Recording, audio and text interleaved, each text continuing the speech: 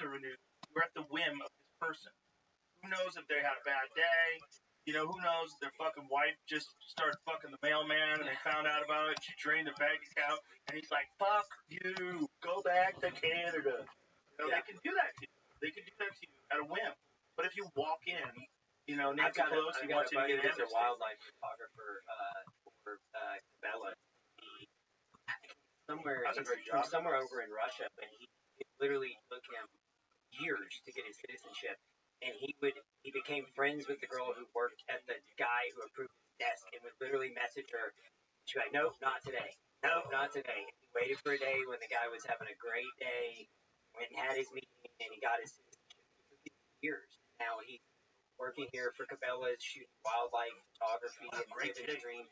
He grew up reading in Russia, reading books about the Great West, and like he wanted to be a cowboy, and he tells these stories. But he is an example of somebody who believes in the American dream. And that's where I go back for them to acquire. It's difficult. So let's see what it says here. Department of Homeland Security spokesperson for Newsweek. The data in this letter is being misinterpreted. The data goes back decades. Individuals who entered the country over the past 40 years or more, the vast majority of whose custody determination was made long before this administration. Okay, so, but you are still saying that those people are here. Noted that his letter that ICE is bound by statutory requirements not to release certain non-citizens from its custody during the pendency of removal proceedings.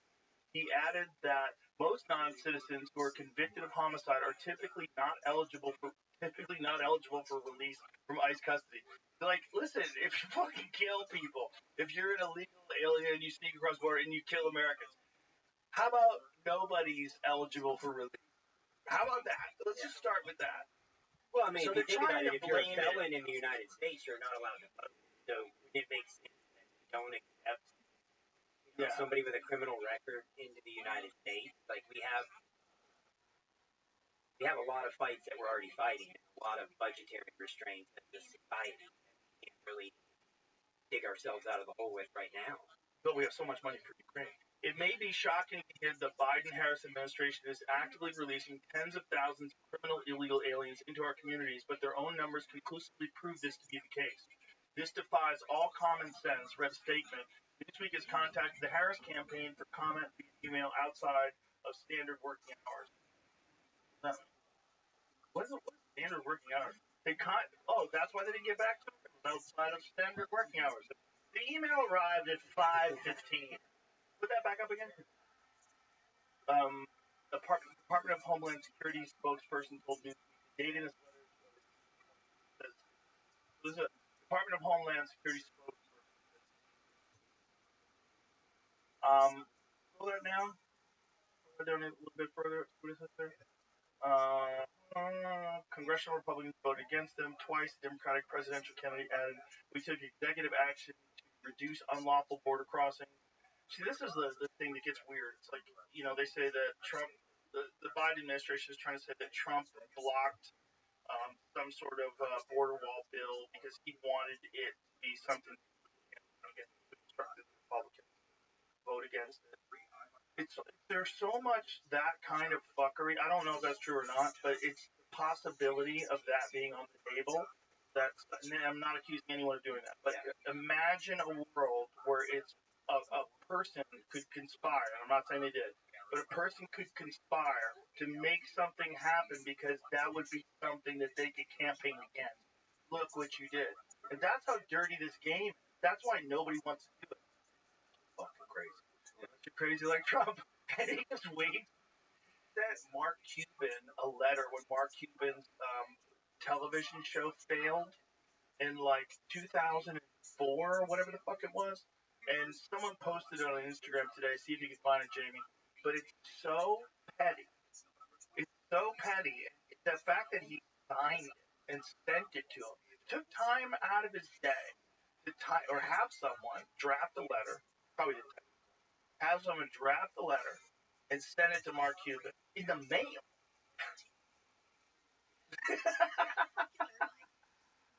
But it takes that kind of a person to literally make their way through the only way you get through all these attacks. And we've seen the full force of it. It's like we've seen all the orcs that were hiding in the forest. They all came out. The level of hell that those people go through. Like, this is the letter.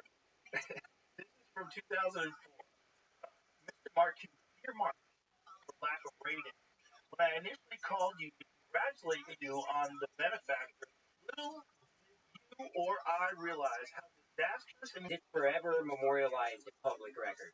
I think there's no hiding. Yes, and I think it will, and especially in today's day, with I've seen so many videos sent me of your testimony, and I've had them recommended on Instagram. So it's getting around. But I think what's also interesting is that social chaos it unveils things. It unveils things about human beings. And that is one of the benefits of having a guy that you can decide is Hitler.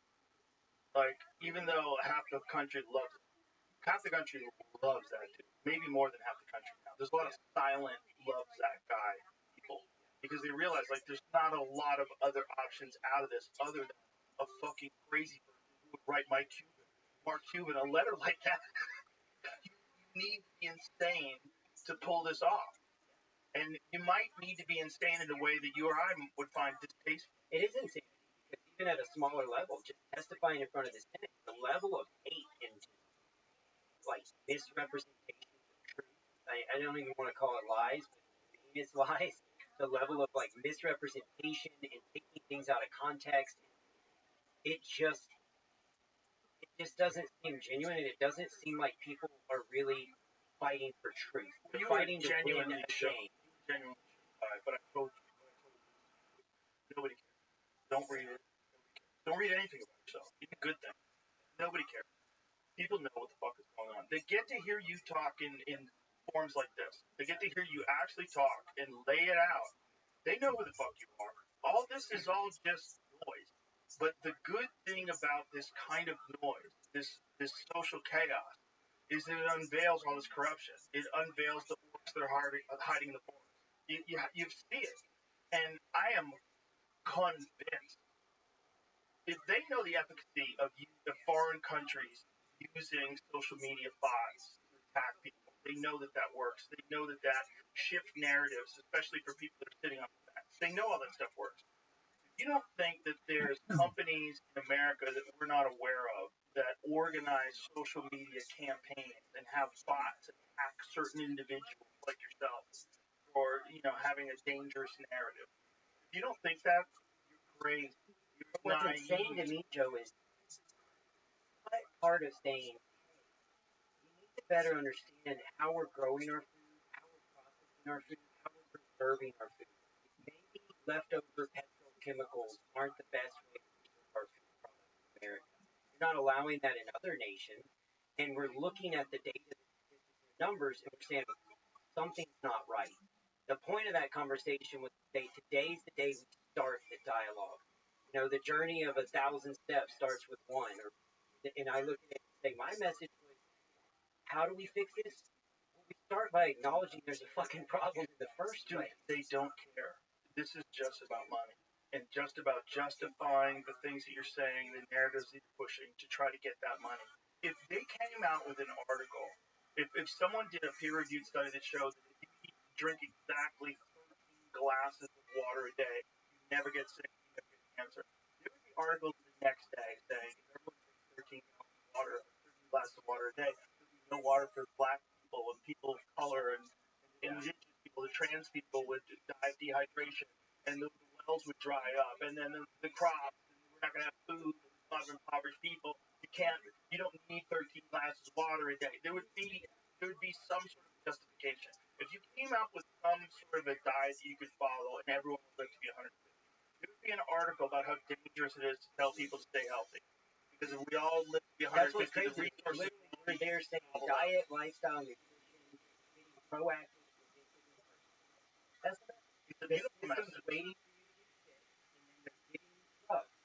Rather than waiting to get sick and taking the drug, let's get proactive and preventative. Let's get at the biological level. Let's stop the chronic disease from developing at its root and prevent this crisis. And don't you think there's a way that companies can do this in an ethical way?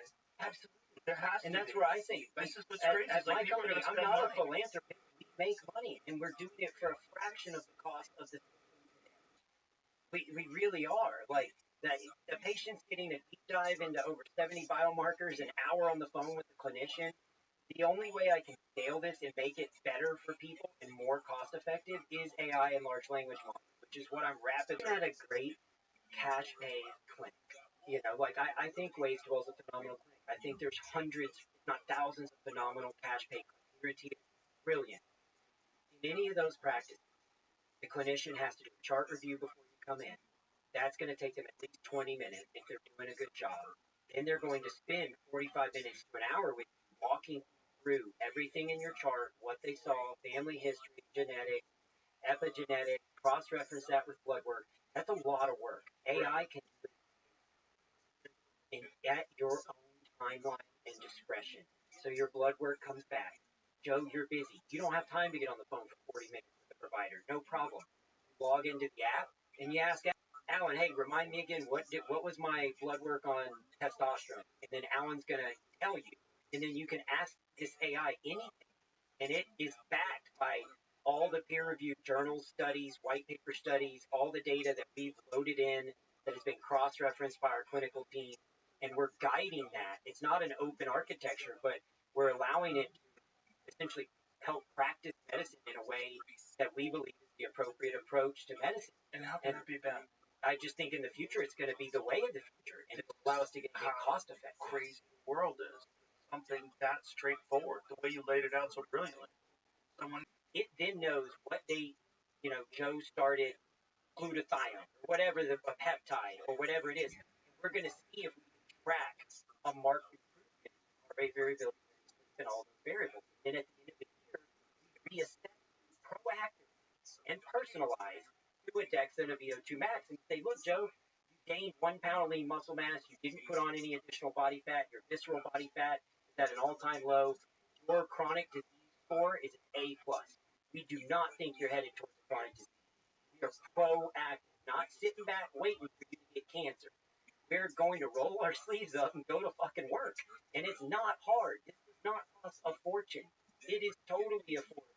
I hear all the time, like, this is your body. This is how I ended my speech for the Senate. And I believe this.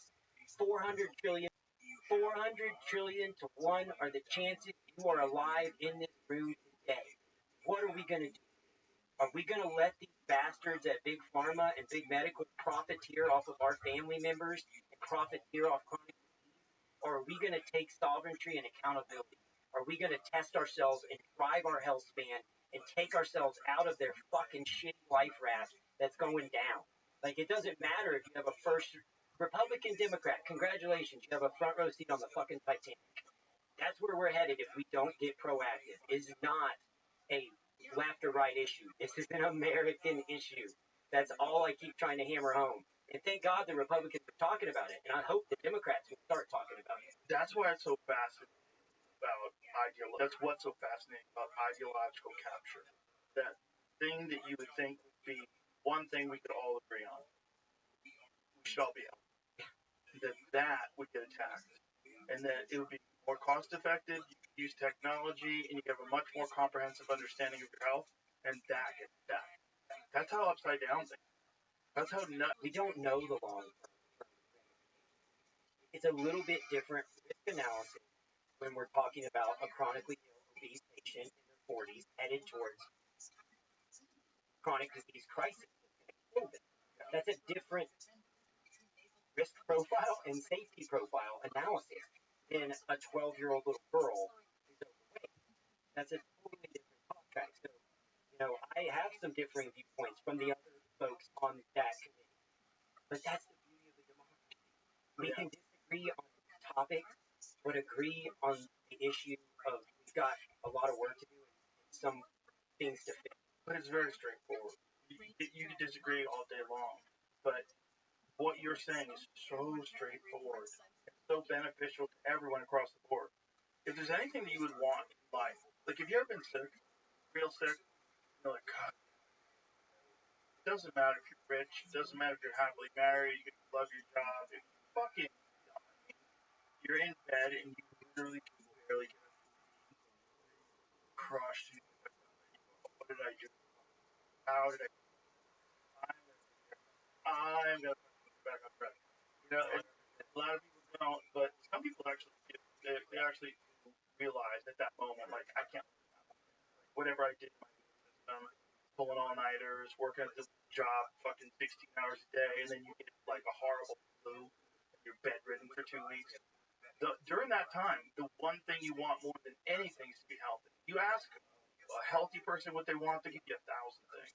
You ask a sick person what they want to be well. They want to be well. If you told a person who's worth like Bill Gates money, if you said to Bill Gates, hey, you know you get up the flu for the rest of your life and keep all that money, or give it all up, you're gonna have to start from scratch, but you'll be healthy. Keep it all up and start from scratch. Like, you don't understand. I sit dinner, the opportunity to be with my family, and I look around the table, and I really do think, Joe, ever since losing my brother, I am so present in those moments. My brother, I am so present in those moments. And I just want everyone. I'm gonna be honest with you, I didn't really want you here. I didn't want to go through the whole thing. It's all. I'm gonna be honest with you, I didn't really want you here. I didn't want to go through the whole thing. It's all wireless shit. Wireless shit.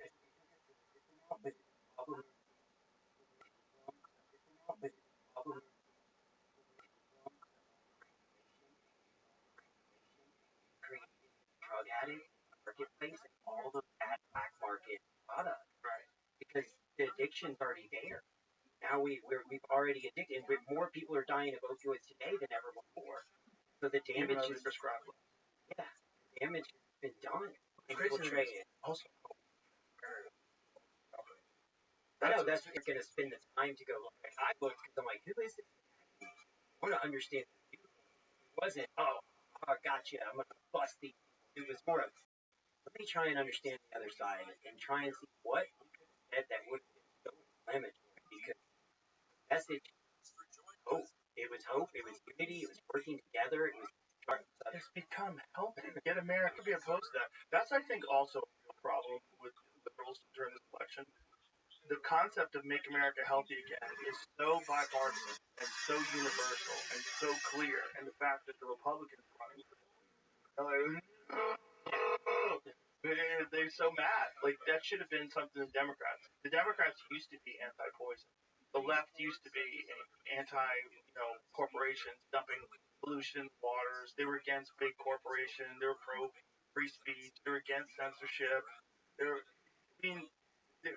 pro reasonable discourse. They weren't about censoring people. And everything's just gone so topsy turvy that to have the left be against a movement, what you should be saying is, fuck Trump, but Make America Healthy Again thing, it's a good idea. We should probably do it too. We should probably just steal their idea. We should probably say, whatever you guys are going to do, we're going to do it too. Yeah. But we're going to be a better president, so go with us. Yeah. That, if they were smart, that's what they would do. People, you stole that idea from Trump. You should, I stole it. Good idea. I like good ideas. I'm not dogmatic. Okay, show me a good idea, I'll accept it. And that's where I go, who has the most to win by dividing?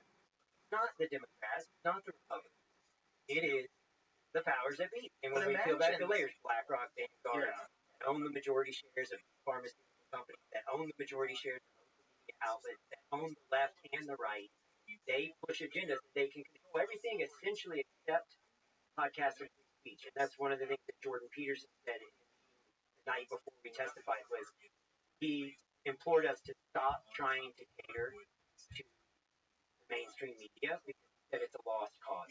It's a lost cause. I hate to say that to you guys, but the world is giving up on them. Why are you guys wasting your time with them? Focus on podcasts, books, areas where you can truly, in a long form format, expose the truth, ask and respond to hard-hitting questions. We talked about you and your platform, and this is, people try to label it as misinformation at times, and I'm like, what part is misinformation? Anytime I've come on, I've cited all my references on the Waste to Well website. I list reference after reference, study most after of the study. things that they label as misinformation during COVID turned out to be true. Especially, what they did to Peter McCullough. Peter McCullough is the most published doctor in the field in human history. He's not a quack. Jay Bhattacharya, he's a professor at Stanford, right? Isn't that weird? What? These are the fucking actual experts. These are you guys are out of your fucking Instagram or on Netflix rather on Instagram. Cam Hanan put a thing in his story saying a lot, and they said they couldn't mention. He wasn't allowed to mention it. He wasn't allowed to mention it. I forget what the label was. There's GRE experience. I don't know if they're affiliated with Instagram. Print screen and message, and it said this video is not suitable for repost or something. My video from testifying in front of the Senate.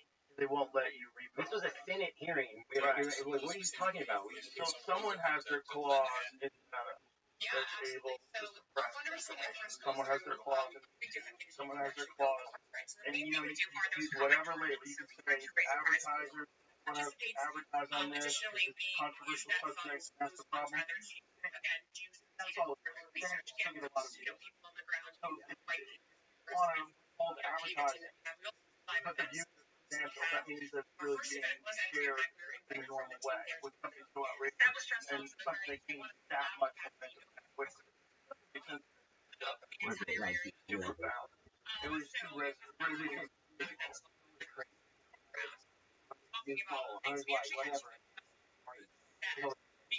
Right after you all trading text about that article, and we're like, cannot believe the reaction. That's what we did. Tried to make it sound like it was a left or right wing political move, like a right wing political ideology. Everyone in that Democrat background, registered Democrat voters, like Republicans, they're just anything they're all trees. Like they don't think this part of the part of I'm in here to let's talk about the issue. Stop trying to make it left or right. Like it's not. But they're smart in that all they need is one or two articles in regular publication sites to move towards the fact that this is misinformation. Someone from whatever organization would look at that and gloss over to a figure, oh yeah, we'll surprise.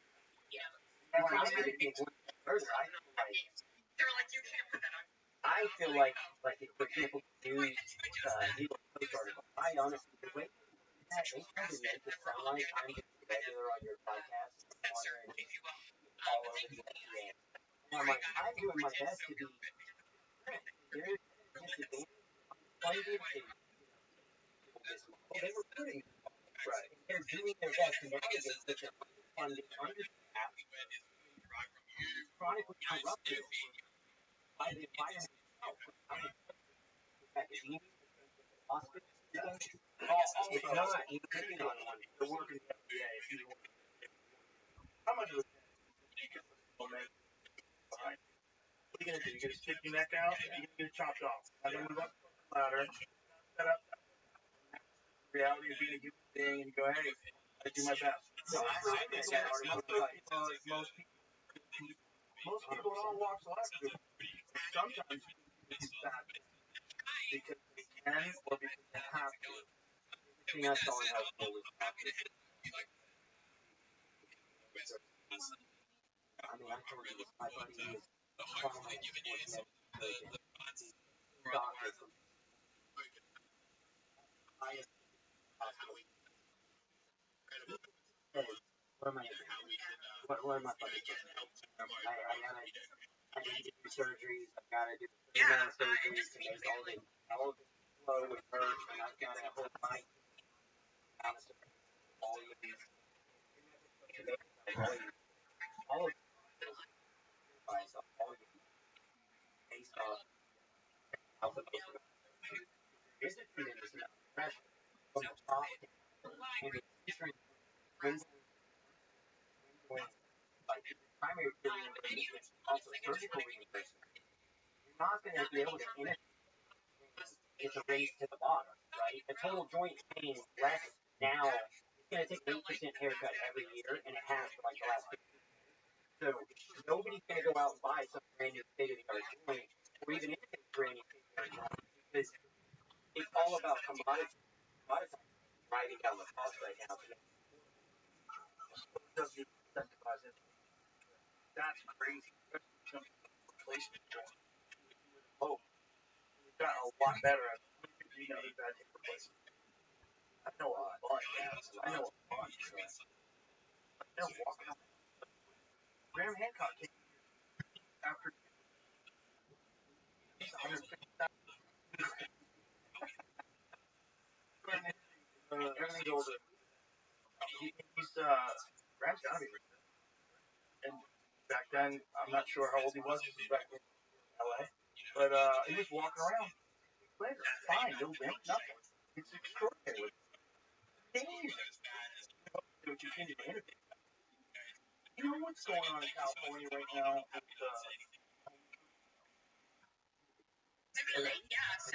There's a real crisis in California with home insurance. Pull up the home insurance. Home insurance sky high, and particularly in areas that are wild. They move so much. You know, where I used to live in California, I was evacuated 3 times. Yeah, and the last time my kids were real little, and we went to the middle of the night. We talked more in the fire was coming up the hill.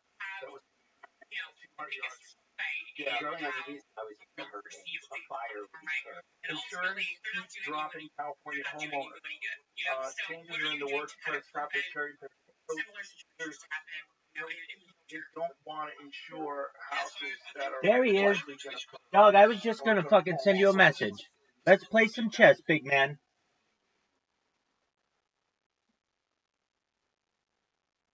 HVid monster. You ready? Yo, dog, you ready to play some chess?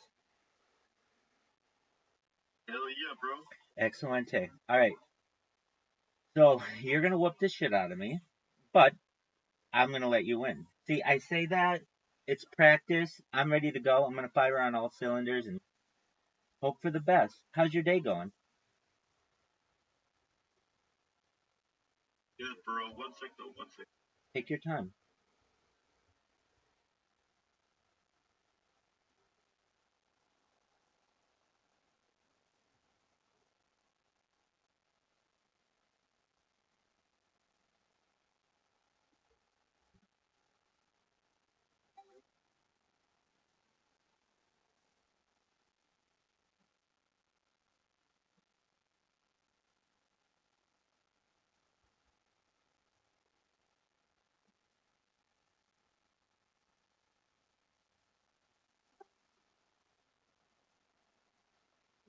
Welcome, welcome.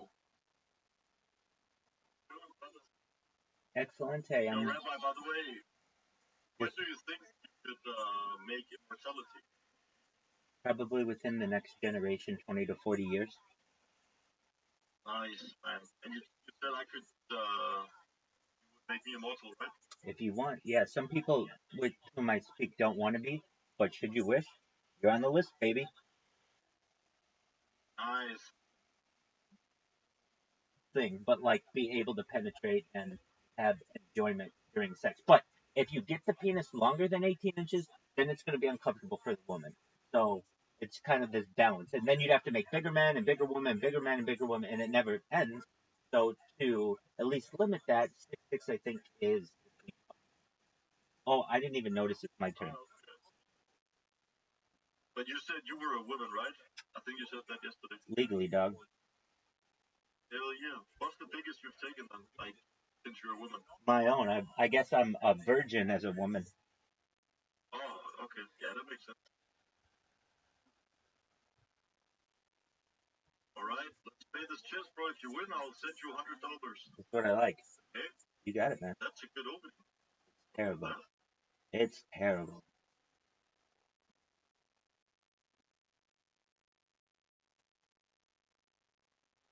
Okay. Not bad.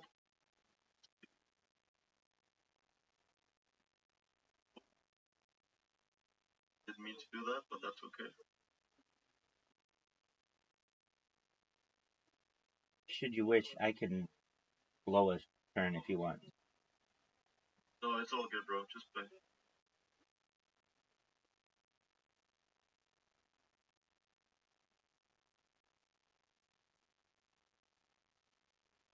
Nice, nice. Right, let me just go here.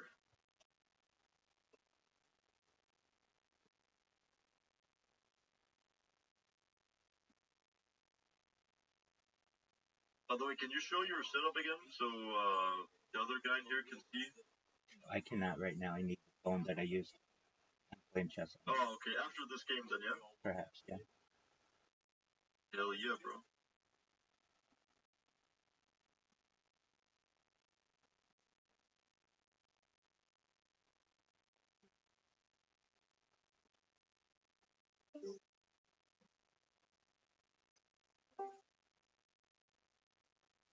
Is it my turn? It's my turn. There are a lot. If you build it, they will come. And perhaps one day they will all be filled.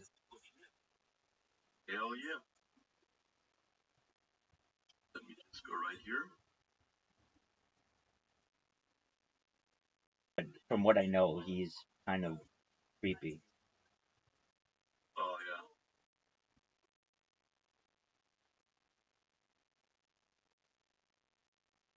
So you were talking about yesterday something about teleportation, right? Yeah, so as I understand, there will be something in the future known as a jump room. Essentially, it's like a portal. You can put it essentially anywhere in the world or anywhere in the universe. And perhaps, depending on the way that the information is communicated, you can instantaneously be in one part of the world and be instantaneously transported to another part of the world, which is very exciting. Yeah.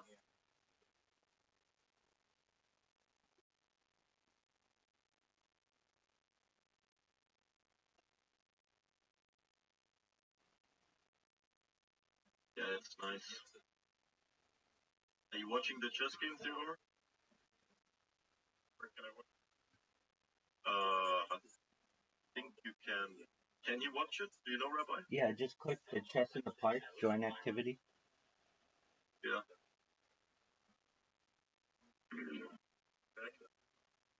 Excellent.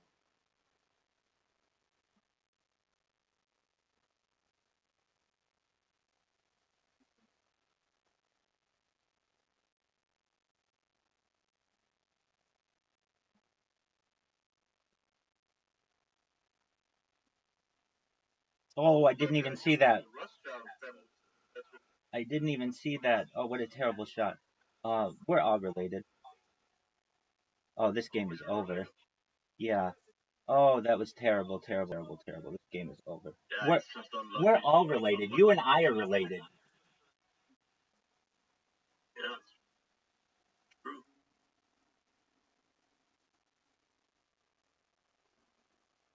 You just go right here.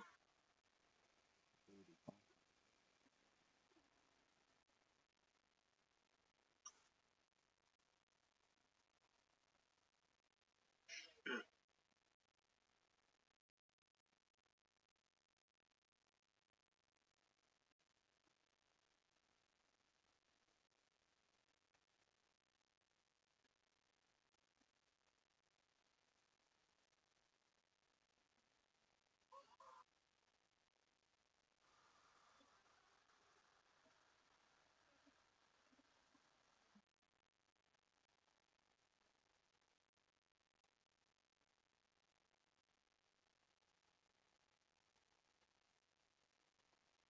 Well, I'm coming for that king.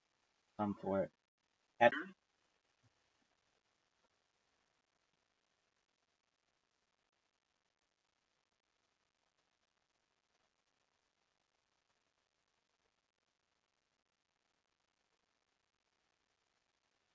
Okay. Here.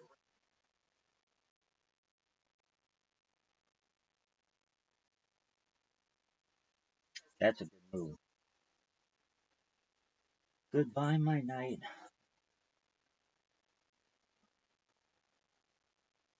See if there's any escaping it. I want it all, bro. I want it all. Go for it. You're gonna get it all. Hell yeah. There you go. All right. I hope your fingers are ready. That Okay, was- I'll give you a room tour just one moment. Ja. En je zit er nog?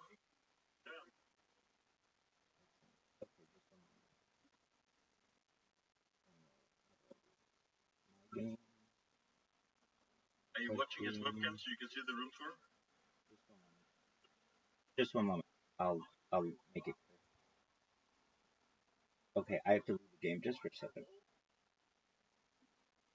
By the way, mute the one in the top there, though.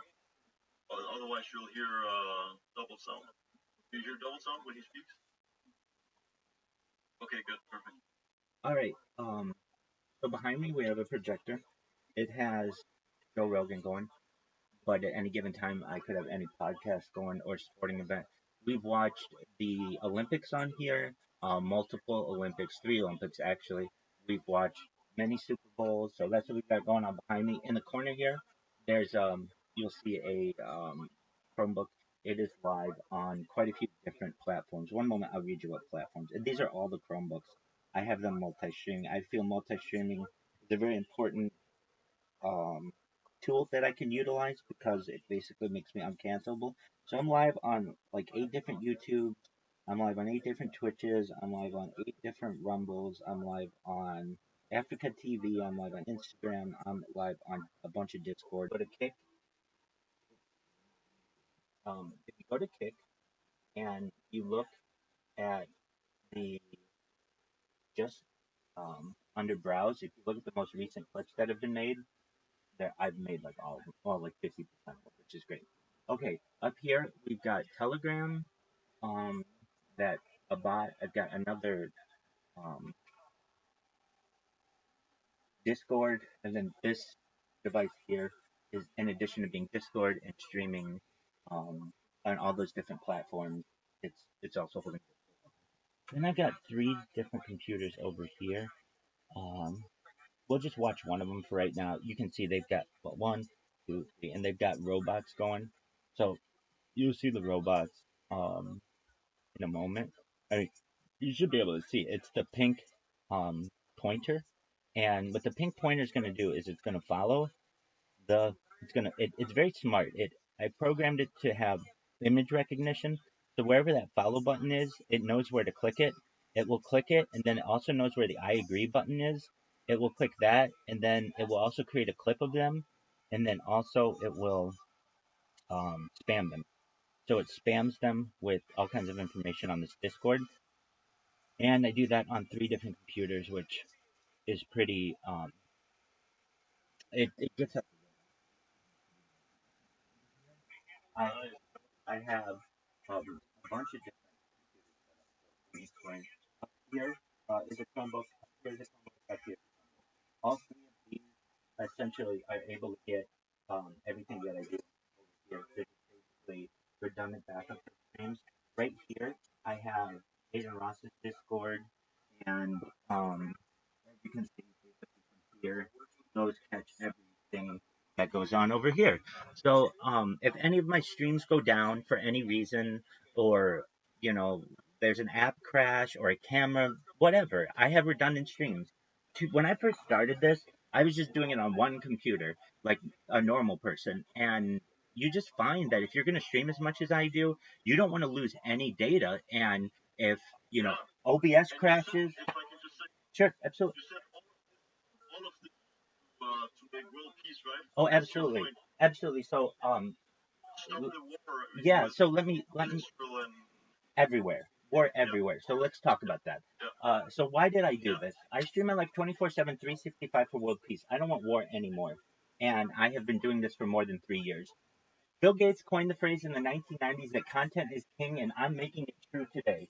What does that mean? Oh yeah. I have taken a 2018 article of The Economist magazine to heart. In 2018, The Economist magazine stated that data was Earth's #1 resource. It had overtaken petroleum as the #1 resource on Earth. And that means that data is very, very important. Essentially, I'm sitting on the Saudi Arabia of data. I have had every moment essentially of my life uploaded to the internet on 8 different streams for the last 3 years. This goes back to the pandemic. We've seen the death of a queen, the birth of AI, the coronation of a king, and everything in between. It's exceptionally exciting to think that there is one person out there who is a time capsule of all of society, that at any given time we can go back and see when any event happened, we can see what was happening perhaps in the news, we can perhaps see what's happening in art, in the social media world, and it's all captured.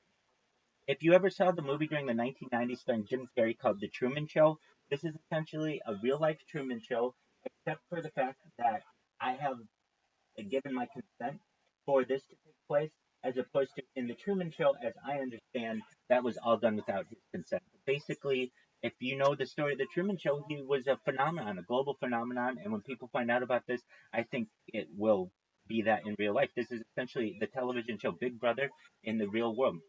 Additionally, some things that we talk about on this stream that aren't normally talked about in society that are very, very important. This is just the baseline of what we talk about.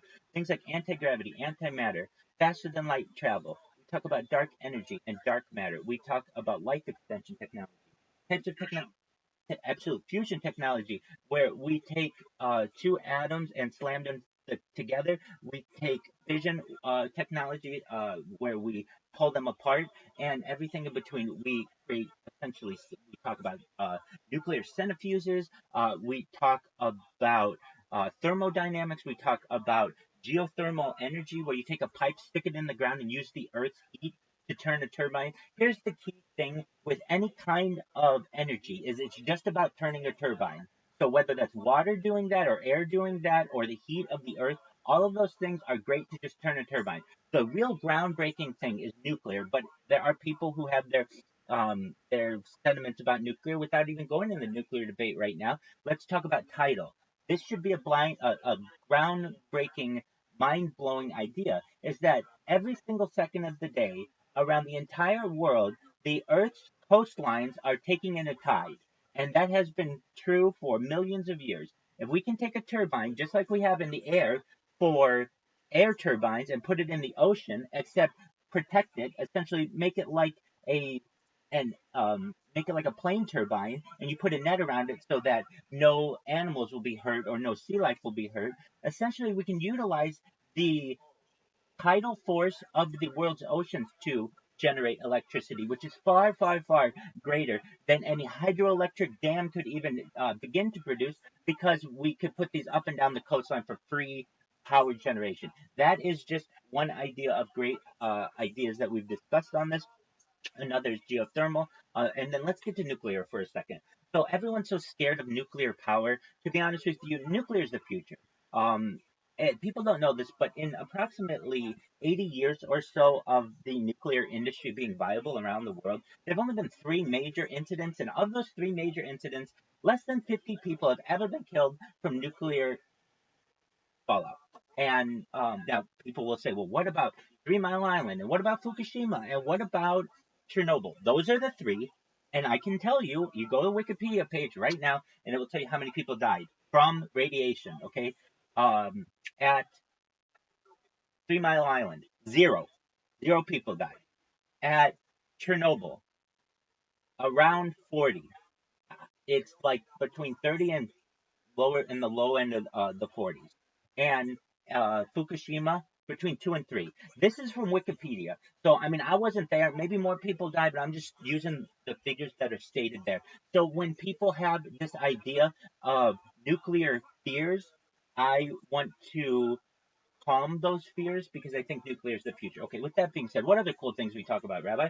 We talk about things like life extension technology, the utilization of blood platelets, perhaps through ambrosia therapy, using the blood of young people and infusing it into older people. Perhaps there we can utilize, as we've already discussed, stem cells and human growth hormone. Perhaps we can use nootropics and cold shock therapies. These are all things that we can use to extend the human life from age 80 to age 100, 120. But where it really gets exciting, and what Monster was referencing earlier, and I mean, listen, I want you to be on the list as well, Theodore, is mind uploading technology. That's the groundbreaking one, in my opinion. What is mind uploading technology, Rabbi? Well, it's a hypothetical technology that's becoming a real discussion in science where we will be able to, perhaps within the next generation or two, 20 to 40 years, be able to scan an individual's brain into a computer. we will know where every atom is within their central nervous system. We can upload that information into a computer for later download. That information will be stored for whenever you want. Maybe when you're 100 years old, 120 years old, you're 500 years old. Whenever you want, you'll be able to transition your mind into an android, an avatar, a cybernetic being, a clone of yourself, an ethereal being, a robot, whatever you want to be. The future is yours. Or you may just say, Rabbi, I don't want to do that. I just want to die at age 80 like a normal person. Cool. Whatever you want. I want you to know, though, the possibilities are endless, and there aren't people who are discussing these types of things in society. I am. I think it's a really exciting premise, and we're there. Scientifically, we are there. Essentially, it's the same type of technology that's used in an MRI or a CAT scan. The same type of information is just stored at a later date for people. So those are just some cool ideas, but there are even cooler ideas that we talk about. Revivification technology. What is that? Theodore, you may have been in love with someone, or you may have lost a loved one. Perhaps it was a parent, a grandparent, a child, someone. We've all lost someone, a friend, and maybe it was just too soon, and you want to get them back. And there's this longing that you have. You don't have closure, whatever it may be. There's a type of technology that exists. I call it revivification technology. I've seen it referenced as that. Um, People call it all kinds of technology, but essentially it's the idea of being able to take a person's DNA and create a clone of them, which I understand does not have all of their hopes and dreams and their memories and all the good things that come with life. But what we can also do is take a photograph of them and be able to remove the layers so that we see their skin, then we see their muscular tissue, then we see what their brain perhaps makeup was by removing different layers, and we're able to map their brain, not saying today, but perhaps in 100 years, to be able to know where every atom is in their brain as well. We take that information, we upload it into that clone of their body that we made out of their DNA. And if you're wondering, how do we get their DNA is still exists if they were around in recent times, and if they weren't, there's a way that we can essentially re-engineer their DNA through their offspring and get a near perfect version of what they would have been. We take that information, we create a clone of them, which is essentially a shell, and then we put their soul or their consciousness into them. And one day it would be something like this: a door would open to some kind of capsule where we were doing all this. They would open their eyes and they would have full consciousness, like nothing ever changed, like they were in a long sleep. And you would have to explain to them, say it was your grandma or grandpa or someone, that they were um, someone who was brought back from the dead, essentially using a technology known as revivification technology, and that they have all of the opportunities that a living person would have, including life extension technology and mind uploading technology, and that they were essentially someone who was cared enough by people in the modern times that they didn't want to let them go, and that will be seen as great praiseworthy action. That there were some people that we felt were so special that we didn't want to let them go and we brought them back. These are all types of technology that we've discussed that aren't normally discussed in general society, and I want to inject these types of what I feel intelligent conversations into the global conversation. I hope that makes sense. Yeah, all the time. I was interviewed about it 3 days ago. Yeah, so AI is the future, and I've been using AI at least since ChatGPT was launched on November 30th, 2022. I don't know a lot of people who know exactly the date, but I can tell you that there are two different kinds. To my knowledge, is artificial general intelligence, which arguably we just attained. As I understand, ChatGPT just passed the Turing test, which is the calculation of human um, intelligence, essentially in comparison to a computer. And now the next step, having attained artificial general consciousness through the passing of the Turing test, is the next step, which is artificial superintelligence, which is the really exciting part of artificial intelligence. So I think artificial intelligence is the future. Uh, what I talked about a couple days ago in an interview, and I'll just rehash, is going to already replacing people, but in particular positions like coders, waitresses, frontline staff, any kind of customer service agent, any kind of entry level position is going to be replaced within the next 2 to 3 years. And then more complicated positions within the next 5 to 7. If you have ever heard of the Da Vinci, it is a robotic surgeon that is better than perhaps any surgeon that has ever been. That is already a reality. Da Vinci is already used in the medical field. There's another type of technology I think will be utilized perhaps at birth within reason. When I say within reason, what do I mean? I mean you're not going to be tortured during it. I mean that you're not going to. It's not going to be overall unenjoyable to you. I mean that you'll be able to stop it when you want. That's what I mean within reason. And that's the important thing. We have to think that there may be people who, I don't know, people want to punish in the future. Like whom? I don't know. Some, I'm not going to name a name of someone, but we'll call it some bad guy from the past, John Doe. And everybody hates John Doe. And we're going to, with technology, bring back John Doe and punish John Doe into eternity. That is an opportunity as well, and is actually a very scary aspect of it that may need to be controlled in the future, because if not, essentially, absolute power corrupts absolute.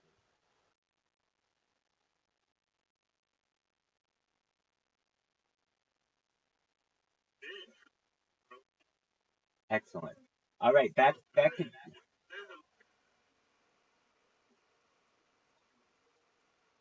that's an excellent. Yeah, so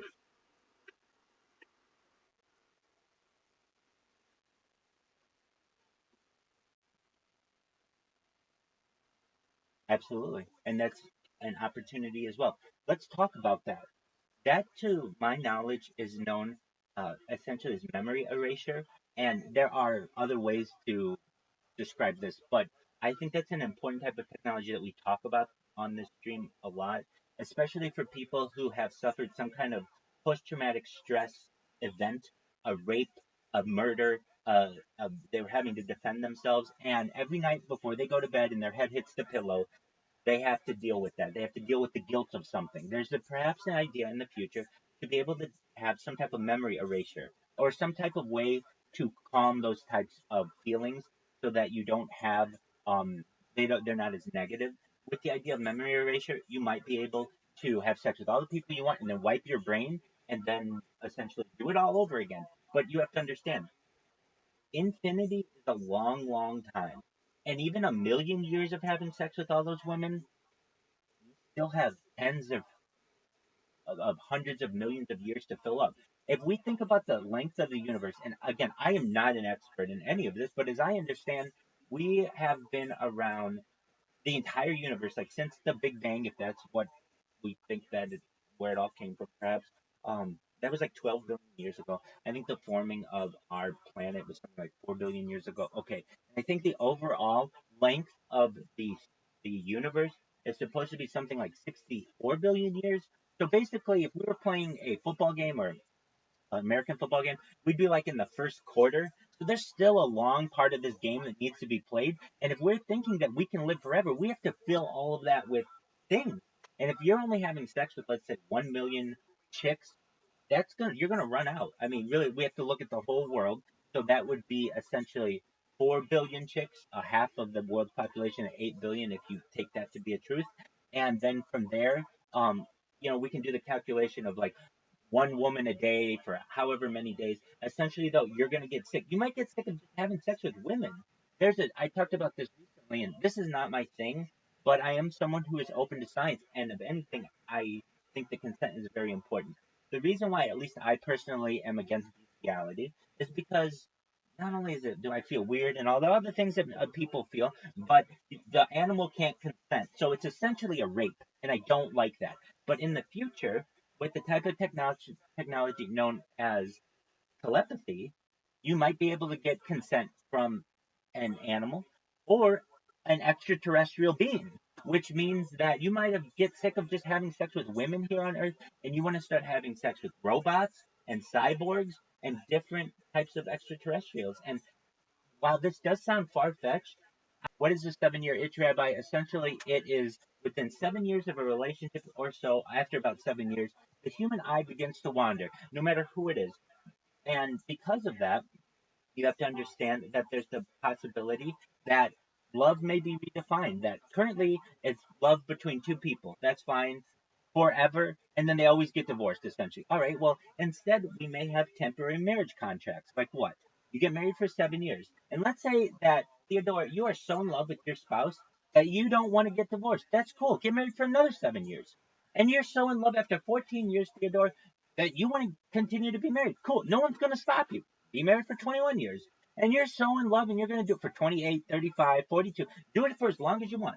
But eventually you will get sick of that person. Eventually she will get sick of you after 70, 80, 90 years. And you may say, look, I want to go have a relationship with the hottest supermodel that I can.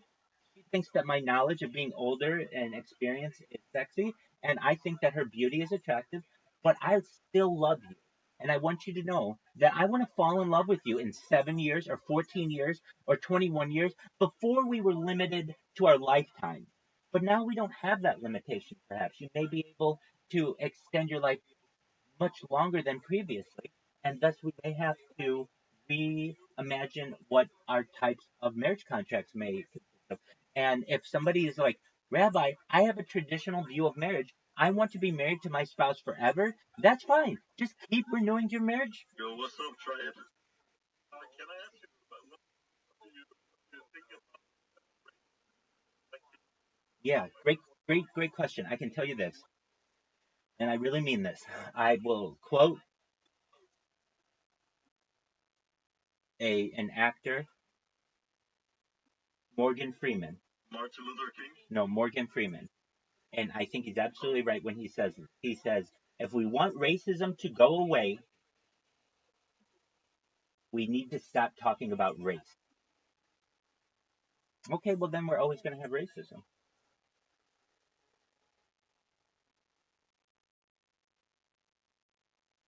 Hey,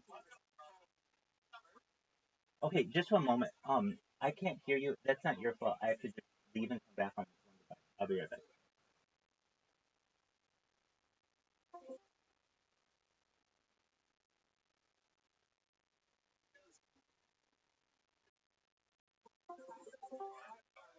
Hear me now? Yes, did you say that you feel that you're racist? Yes. The big problem is, I'm pretty sure I'm racist. So I do. Okay, well, That's a good question. it is. I would say recognizing that you have a problem is the first step.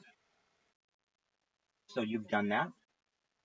Do you have any experience or do you have any friends who are perhaps of other races? No, man. I don't know why, but I have the urge to color. I don't know why. Okay, well, that's generally perhaps related to xenophobia. It's just fear of strangers, fear of people who don't look like you, perhaps. And I understand that. That's natural for anyone who is just fearful of people who don't perhaps look like them or speak like them or maybe different than them. So, know what you're going through is perfectly natural. And the best advice that I have to you is to develop as much experience with people in general as you can. But if you need to, go out of your way to diversify your friend group. How do you do so? I wouldn't go out and say, I need a black friend, or I need an Asian friend, or I need a Jewish friend, or I need a Hispanic friend. But what you can do is perhaps find groups that are already diverse and join them. I don't know. What kind of games do you like to play or sports? Do you have any sports you play? No, I don't do. Okay. But isn't race just a philosophy? Because Michael Jackson used to be black. Of your penis can be damaging. It's also painful. So why not have Yeah. an easier Have way? you tried it? Stretching your penis, yeah, with penis pump. Did it work? Or Yeah, it does temporarily, and I would probably tell you that if you did it enough, it would work long term. But eventually, if you stop, it will recess to its normal size. As I understand, it stretches. Like initially, it definitely works. So it'll bring a lot of blood there, and it'll make you essentially very erect. But all that blood will subside after 5 minutes or so, not being in the pump. But yeah, it will make it longer. And there are studies that have shown that they do perhaps provide a little bit of temporary growth if that is an issue of yours. Generally, you know, I'm happy with what I have. And so I just kind of did it for scientific purposes to see if it could get any bigger. And I can tell you, yeah, it does, but it goes back to normal after 5 minutes of not being in the Yeah. pump. Okay. For right now, let's consider them all the same. And basically, things that aren't humans that are of higher intelligence, and they essentially could like sit around a table, and they are able to make decisions on the what's going on in the universe amongst themselves. Now, I have also heard, and I don't know if this is true, but I have actually, on no subject have I ever gone to an alien abductee or like a channeler, except for this one. I was given, I used to do a lot on Twitter Spaces, and somebody, I asked the question, I asked ChatGPT actually about the Galactic Federation when ChatGPT first came out and you could get better answers out of it. And I would ask it, like, tell me about the Galactic Federation. Tell me everything about it. And it would be like the Galactic Federation is made up of like alien civilizations, and this wasn't like hypothetical or purported. It talked about it like it was a real thing, and that they were in a basic alliance against another alien threat. It was like, what is this other alien threat? Apparently, this alien threat was known as, this is how ChatGPT referenced it, as Do you think the aliens are the reason black people steal more? Is that a serious question? I mean, I read that. Yeah, I read somewhere that aliens, they're the reason there is war on the earth. Okay, aliens being the reason why there's war on the earth, that's a potentiality. But what does that have to do with African Americans or black people? Because that's what they do. In order to create the war, they make the media tell lies, so the people turn on each other. So white people and black people hate each other. But it's the elite, it's the aliens that are behind it. Hold on. Okay, so I now understand what you're saying. Essentially, you're saying the people at the top. I just name names: Astor, Bundy, Carnegie, Collins, DuPont, Lee. We get into the Merovingian bloodline: Reynolds, Russell, Rockefeller, Rothschild, Vanderbilt, Van Dunn, the House of Windsor, and the Warburg family. Essentially, that group. You're asking. Yeah, and so basically the question is, so the reason why I ask why black people do more is because there's a reason behind it, you know. That in order to control people, you need to make them weak. Hold on. Right now, I would tell you that you're going into this with the wrong idea. Chances are the people who steal the most on this earth are Asians. Why? Because there are more Asians on earth than anything. What you're thinking is a very small minded, I would say skewed look at perhaps inner city America, where there isn't very much opportunity to do anything, let alone succeed. And in order to eat or in order to provide for yourself, people steal of all colors. Yeah, that happens. But if we're looking at it globally, the most people who steal on this earth by numbers are Asian. By China and India alone, it's probably like 3 or 4 times all the shit that's stolen on this earth is stolen there. Like, and I'm talking your normal shoplifting. But you don't hear that much about that in the news, right? In the news, it's black people doing it. That's what I mean. Okay, well that's different. So now okay. So if you want to know what that's about, it's about race baiting. It's about taking two sides and putting them against each other, and it will continue happening. Exactly. Eventually, we will all be the same kind of color, like a tan in the middle, not black, not white, and then they'll put people's eye colors against each other, or hair colors against each other, or how tall people are, and dick size, and also labia size, and clitoral size, and breast size, and buttock size. They will keep doing whatever they can to pit us against each other until we essentially war. Um, and that's what it's about.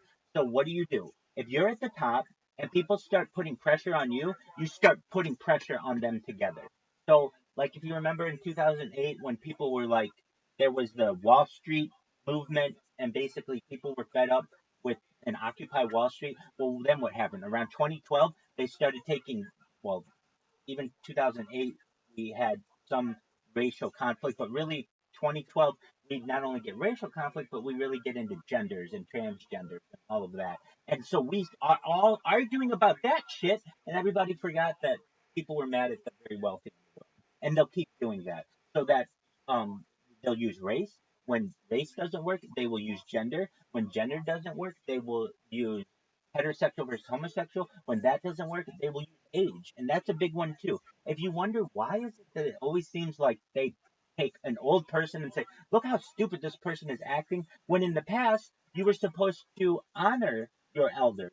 Now you tear them down. This is all being done purposefully to destroy society. I agree. Excellent. And you should know I love black people a lot. And so I'm very protective of black people. I love people. I don't just love one group more than another. Yeah, me too. But that's why I'm saying like it's Jews that are doing the race bait versus the media. Like, I can tell you why this. is there so Of much the race of bait? the families that I just named, which is like 15 families, 2 are Jewish. Okay? The others are all types of different religions. So at the very core, it's not one religion that's against everyone, it's a group of people.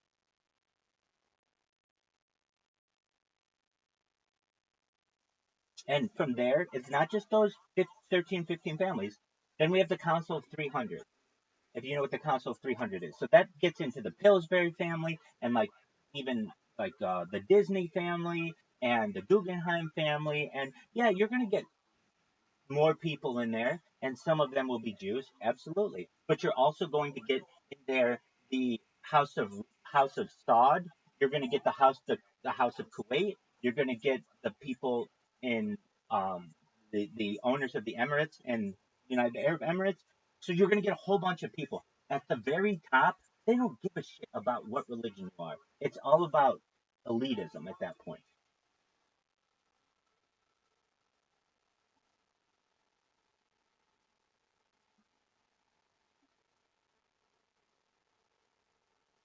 Now, I can tell you, religion is changing. I've seen it change over the course of my life.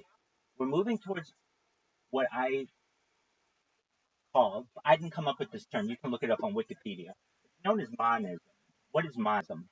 It's basically a blending of all of the religions, or merging all of the religions. And I foresee a day in the future, essentially, where all the religions will be united in a religious monism. The Abrahamic religion, Judaism, Christianity, and Islam, all stem from the same person, Abraham. So it's pretty easy to. It is basically 50% of the way of being a kosher animal. It just doesn't chew its cud. However, you can genetically modify an organism, a pig, to chew its cud. So in the future, both Muslims and Jews, I think, will be able to enjoy pork products. And that's just one way that I feel we can unite people. Other ways that we can do it, perhaps, are through global. Hell yeah, bro. You know, I just gotta go, bro. I have to go. absolutely. But you were absolutely right with what you're saying. Excellent. H-Food Monster, I want you to know I loved playing chess against you. We're going to continue to play. I wish I could have played better. I got a little distracted there, as you know. But this has been wonderful, and I really appreciate your friendship, man. Yeah, sure, bro. We'll catch you later. Catch you later, bro. Peace, dog. Have a great day. Shout out to H-Food Monster. You're amazing, dude.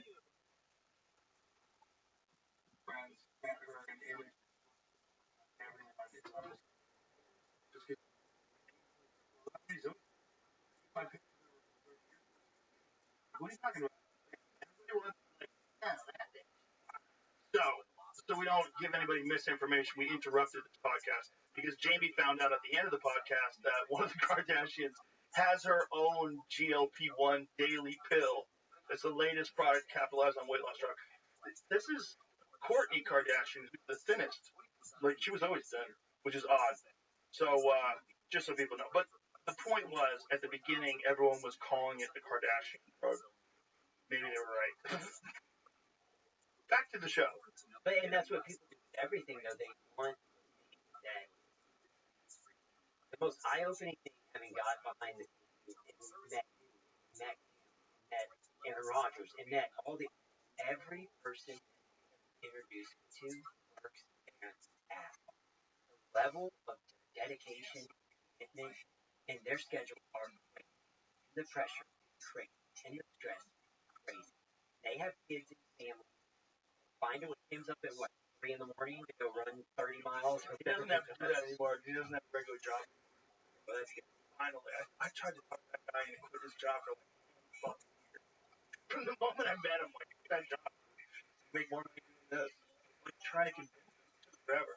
It's just inspiring to you can sit on the outside and think, oh, that guy who's on top of the mountain, he didn't lucky. They got lucky, but you don't realize it. You didn't see all the steps that that guy in the world. Cam was running marathons in the morning before work. He worked 8-hour days. He would get up 3:30 in the morning, run a fucking marathon, and then take 3 days off of work, take his vacation time, and go run the Moab 240, run 240 miles through the fucking mountains. Like, that's a regular guy with a regular job. And if you don't get inspired by that and realize like there's more in the tank than you think there is, and people like that, the benefit of people like that is that through their discipline, you can learn that you can get inspired by not maybe you can't run the Moab 240, but you will most certainly hold yourself to a higher standard than you will with someone out there who's completely busting their ass. I got a short row. I know working as a UPS guy, raising 2 kids, training MMA in his spare time, and like trying to get all his work in, makes it into the UFC. I mean, that's insane. How about Deontay Wilder? He's driving for like with Budweiser or Coca-Cola or something like that. Remember who he was driving for? What was it? Coca-Cola? Driving, delivering trucks. At like 21, starts boxing. At 23, wins a bronze medal in the fucking Olympics. Crazy.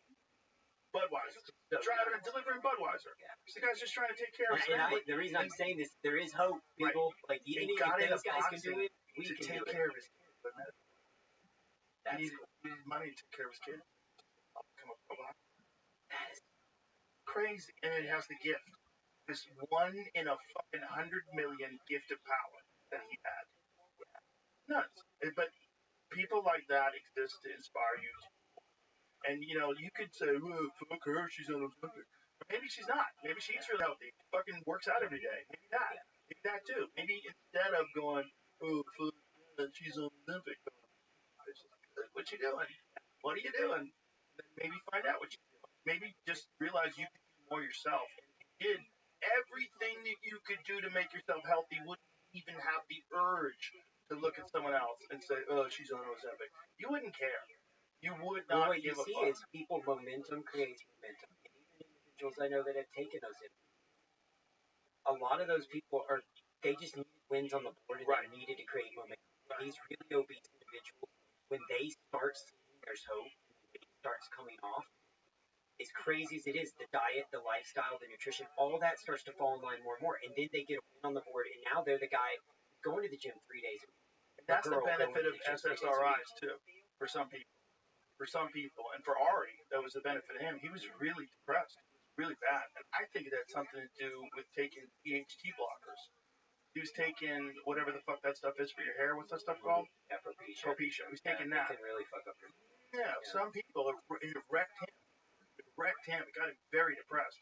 But the SSRIs helped him get over the hump, and he eventually got off of them. And when his life is doing better, what a shock. He feels better. He's happy. His career's doing great. Fucking not depressed anymore. Oh, crazy. They're all related. People try to tell you that your life sucking has no bearing on the level of depression that you have. Well, that's crazy. That's crazy. There are people whose lives are seemingly on paper amazing and they're still depressed, but I guarantee you they probably have their priorities off, and I guarantee you they probably don't exercise. And if they do, it's some rare imbalance that some people do have.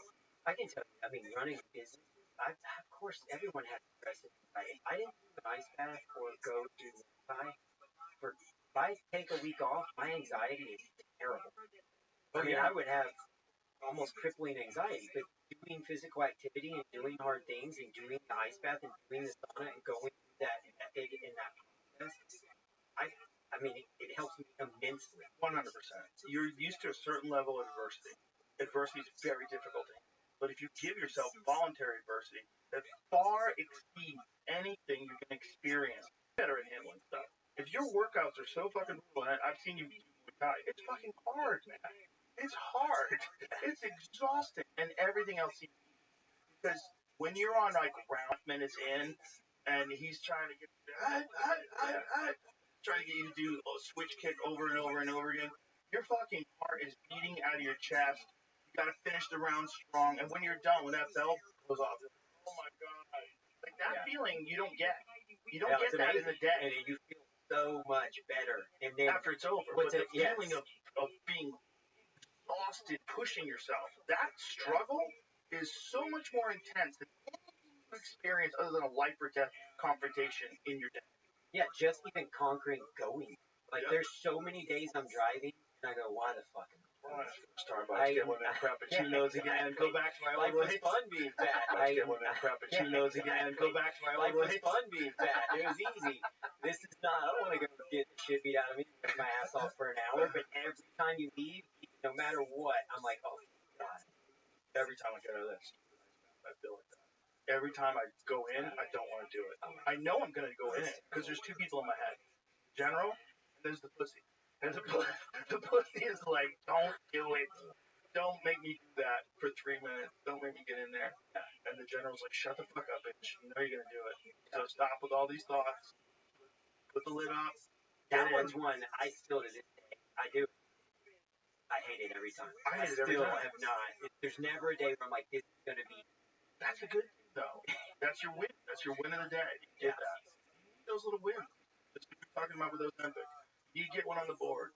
You know, and getting one on the board any way you can. Completing a workout. Write it down. Complete it. You got one on the board. You got a win for the day. That's real. That's why the belt system works in martial arts. Right? You get a blue belt. You're like, oh, I got a blue belt. Oh, you got a purple belt. It incentivizes you. Beings are subject to that. They're nailing it. This is my point with the AI. I want to gamify it, and I want to have fun. Yes. I want people to know that they're challenging their friends, rising together. Joe, you're a pussy. You only worked out 30 minutes today. Your dex isn't this. My overall mortality risk is improving. Yours isn't. Like, how do we make it fun?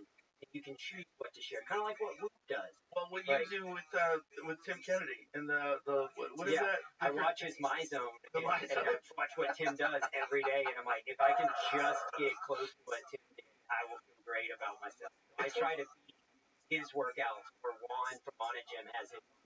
I'll just try and beat those guys' workouts. It's funny because people say that that's an addictive thing, which is really interesting. Because one of the things that people talk about with addiction that people are struggling with today, one of them is fitness apps. Yeah. Like, geez, isn't that like the greatest addiction of all time? Like, yeah, you can go off the rails, get a little crazy, but isn't it the greatest addiction of all time? I think in addicts, they have them. One is finding religion and a higher calling, giving up to a higher power. But the other thing I've seen is, candidly, a lot of times they trade addiction. Yeah. They get really big into CrossFit or jiu-jitsu. Yeah, or jiu-jitsu. But it's a healthy addiction. Exactly. It is. It's a better alternative than drowning your sorrows in a bottle. Well, that's also the same pathways of the mind that lead you to negative addictions, lead you to positive addictions. It's about channeling that kind of energy into something positive. I am 100% an addict, but I figured out a way to be addicted to all things that are really good that I love. That's the way to try to live your life. It's just try to funnel that, whatever that focus is that leads you to want to shoot heroin. And this is also works the other way too. And there was a guy that I know that was a world championship caliber player. Just drank water, super clean and healthy, and he was one of the top pool players in the world. Winning tournaments, gambling, and winning a lot of money. And he was like rock solid. This guy he would hold down the cash. Like, if you bet on that guy, you had a really good chance of he would pathway. My friend Tommy put it this way. He's like, he called it. He got him for the team. That's what gave more of them. And then one day died. You know, he died young. Yeah, and this was a guy you would never have predicted that. That's what's so insidious about what the Stafford family did. That's what's so insidious about the opioid crisis. You can get good people Everybody wants to say that wouldn't happen to me. I'm mentally strong. That's nonsense. I'm telling you, this guy was as mentally strong as you get. Some people just get God. It gets them, especially if you're in pain. Especially if you're one of those people that can tolerate pain very well. Some people just, I don't know if they feel it different. I think that's the only thing. I think just like hot sauce tastes different to some folks, I think some people feel pain different. And you know what? One of the reasons I thought this is my mom got an injection in her knee, and she didn't even flinch. They stuck this giant ass needle in my mom's knee, plunged it in there, and she didn't flinch. And the doctor's like, "That's crazy." Like this fucking 70-year-old lady didn't flinch. And I was like, "That's right, it is. Like, Yeah, it has to. It has to. It's, I think, it's a genetic thing.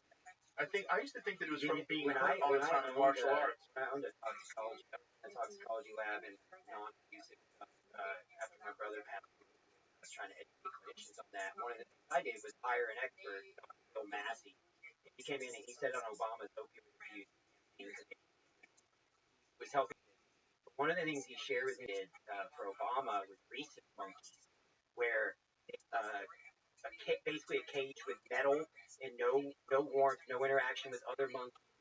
They got water and food, but at erratic times, there was no consistency in that monkey's life. Then they took another subset of research.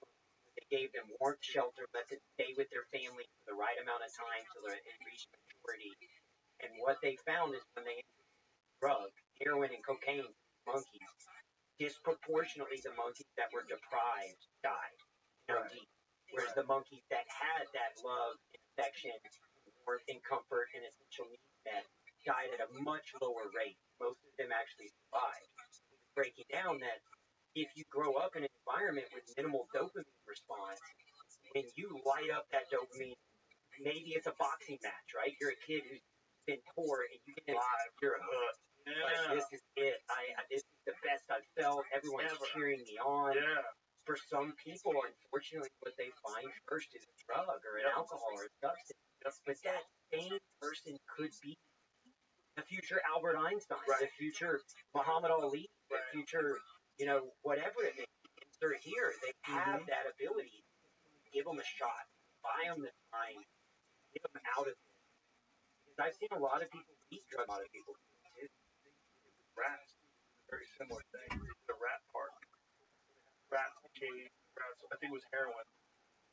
You can find what the rat park study was. Very similar type study. They did another study where they had this enormous cage of rats run around. They had toys, things for them to do, and they didn't just do drugs until they died. They just do drugs until they died. They just went and had a party, lived like normal rats. Yeah, just like all mammals, all humans. We have reward systems that are built into it. Heroin or cocaine makes here it is.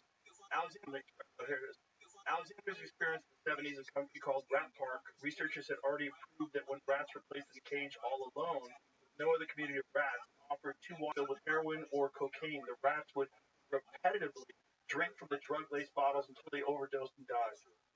Like pigeons pressing a pleasure lever, they were relentless until their bodies and brains were overcome and they died. But Alexander wondered, is it about the drug or it might be related to the setting that they were in? To test his hypothesis, he put in rat parks. He put in rat parks where they were among others and free to roam and play, socialize, and to have sex. And they were given the same access to two types of drug-laced bottles. When inhabiting a rat park, they remarkably preferred the plain water. Even when they did imbibe from the drug-filled bottle, they did so intermittently, not obsessively, and never overdosed. The social community beat the power of drugs. And you gotta wonder if that would be the case with human beings. If everyone, it's not possible right now in the world that we live in, if everyone had a productive, happy, healthy life that was raised in a positive, how much less drug addiction we have. It really is this horrible childhood that is a lot of people speak about. My friend who got addicted, he wasn't it was him in pain. And that pain was some of the worst pain. Fucking I've known multiple friends who've had back surgery. When they're in pain, takes over everything. Like, I've had surgery, and you can kind of deal with it. Like, yeah, it sucks. It's gonna get better. It'll be okay. It's not your whole system. It's just the back feels like your whole being. It's a particular type of pain that people want. My buddy's dad has been in the hospital, out of the hospital in his 80s. He used to call medical everything. They had everything was starting to fail. He was in the hospital for a month. They were about to move him to hospital. I don't want any more pain meds. And talked to his dad survive without the pain meds. He didn't think he could. He battled. Terrible, everything. Long story short, he went from they were going to put him in hospice, put in all this system plan, drove a car last night, right? He's out of the hospital. He's driving truck again. Like, I don't know if I want to be on the road with that guy. It's all those pain meds were poisoning his brain, his body, his organs were shutting down because they were just pushing more and more and more. And I don't want to be too sinister, but there's a lot of money in the hospital and billing that insurance company during those time frames and moving them over. You know, I stood in surgeries where I watched them do neurosurgeries on people they knew were going to die, but they could bill them $800,000 and collect the insurance. The hospital surgery.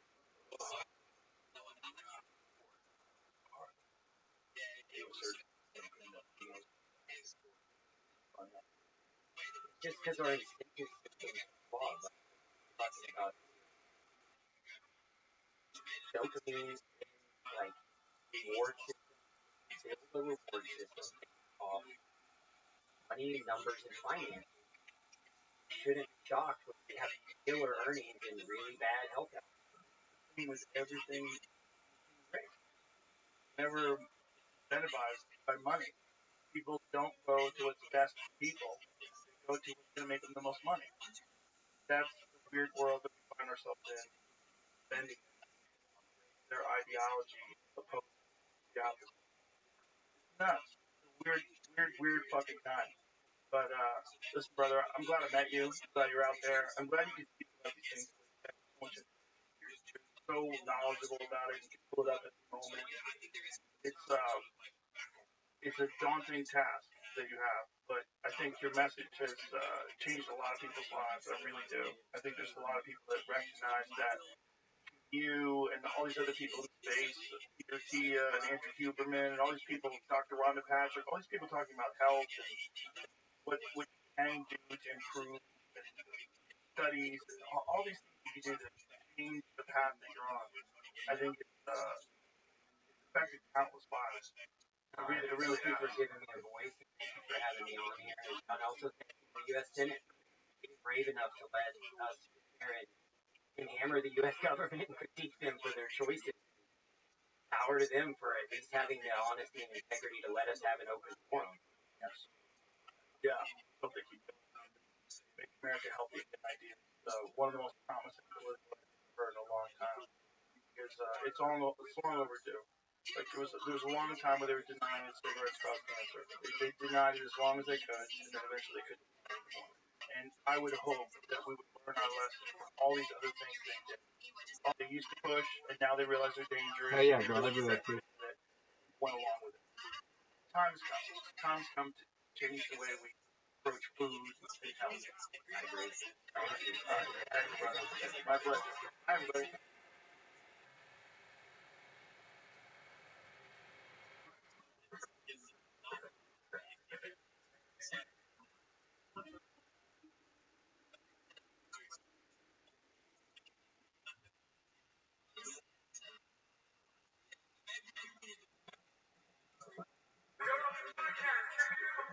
So, Wilson, experience. Bring my name, Joe Rogan Podcast by night. All day.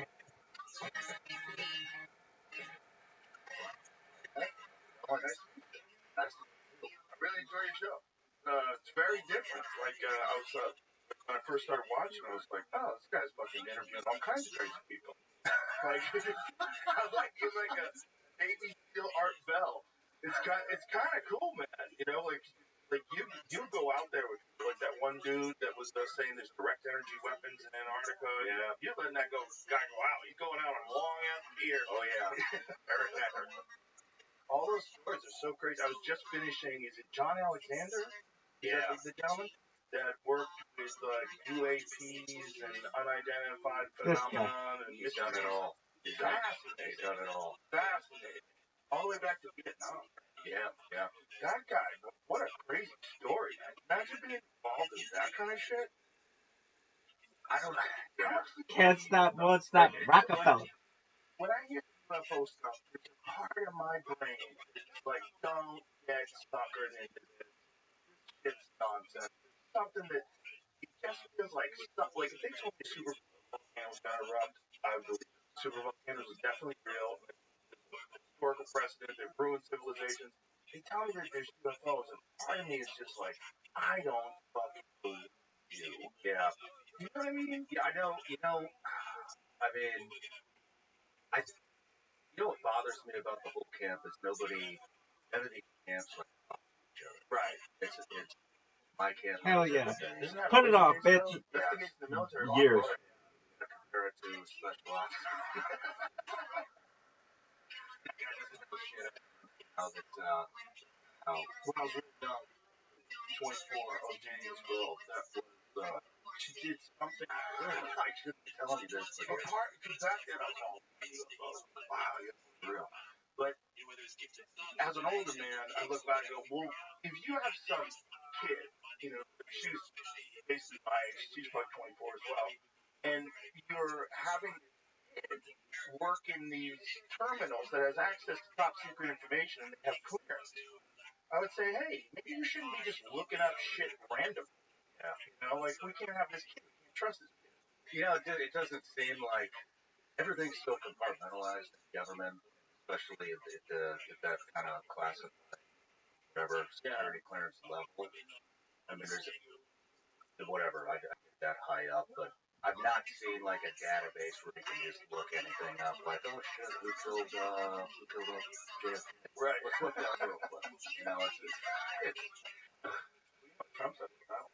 What did he say? Trump said that they showed me when you wanted to read the Oh yeah, I did. Crazy. What a crazy. Yeah. That's telling me in my eyes. The only thing that makes any sense is the United States did it. I mean, more and more just keeps unraveling. Tucker just comes out and says it openly. He says it openly. CIA, look at this. Has a crazy laugh. I don't know who could actually say it other than the people that read those papers. And, well, who knows what they would.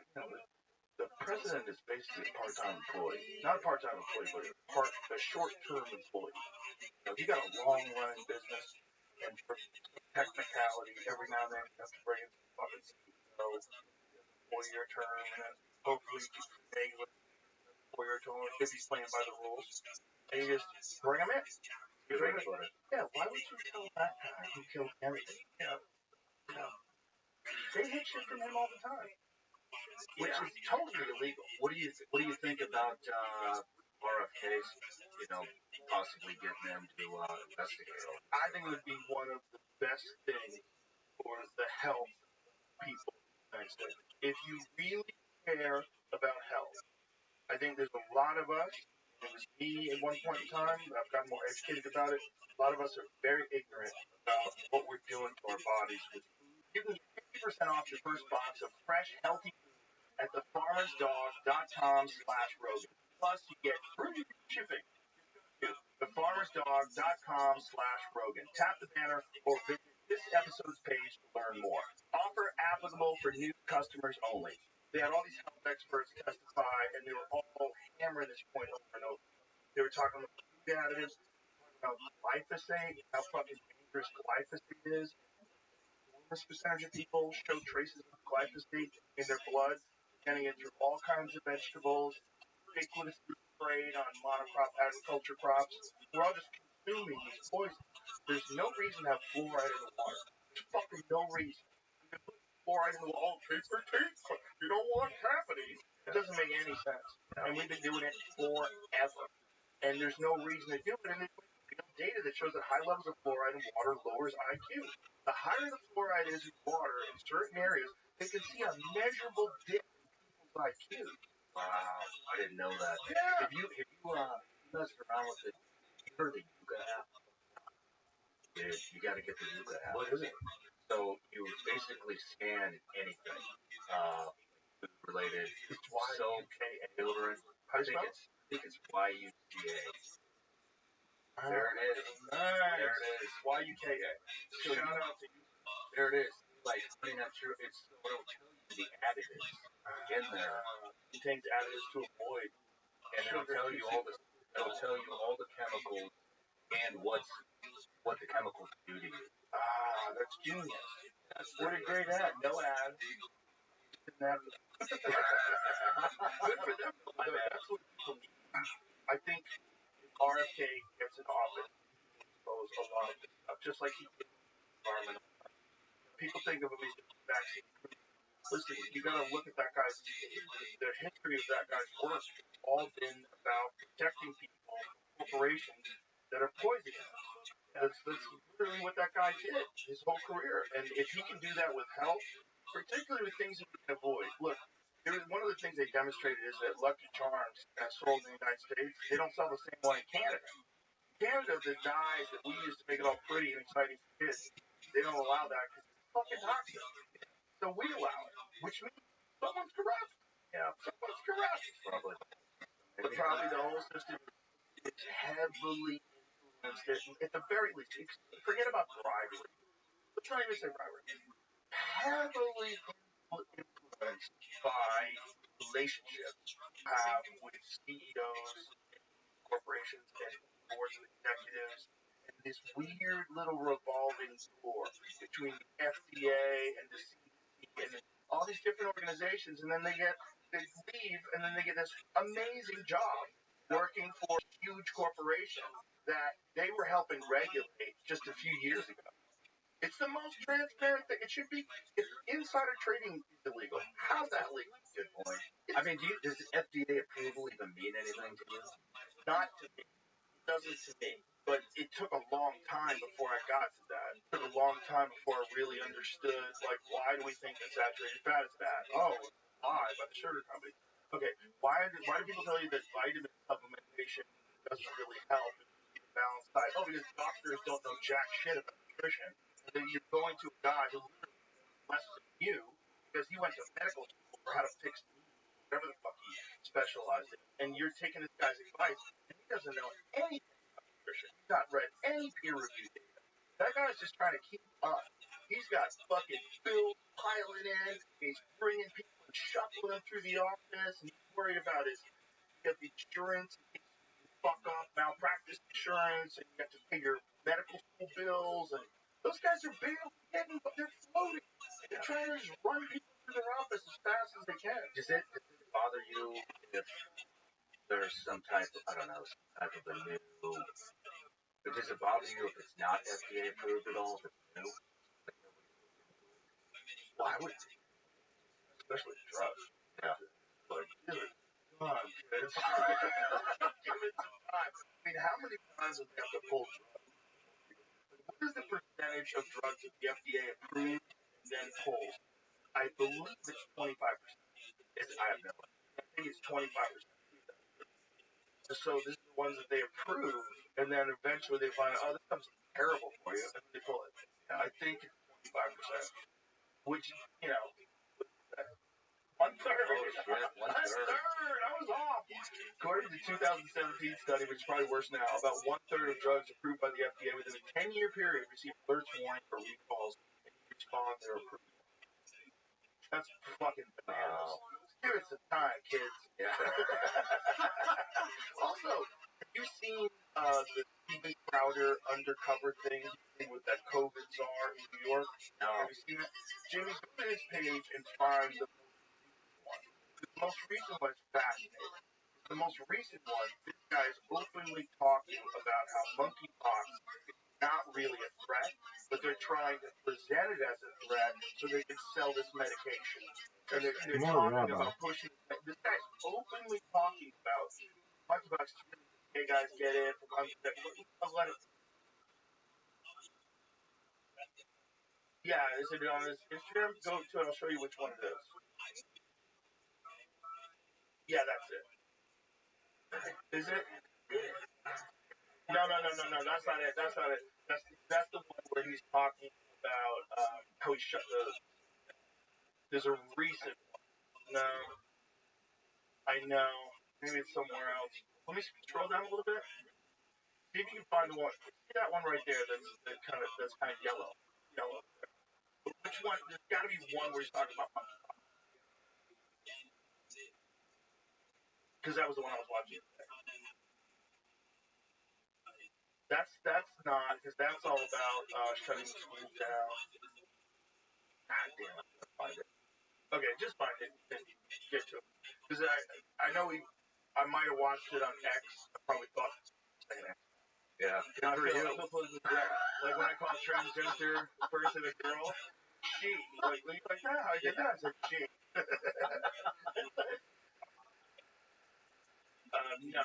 No, that's not it. That's Crowder confronting him.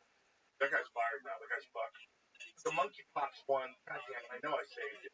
Well, I can find it. I saved it on my phone. I was like, this is just so bonkers. These people are having conversations in public and openly admitting that they're trying to push people taking drugs to work. Really? This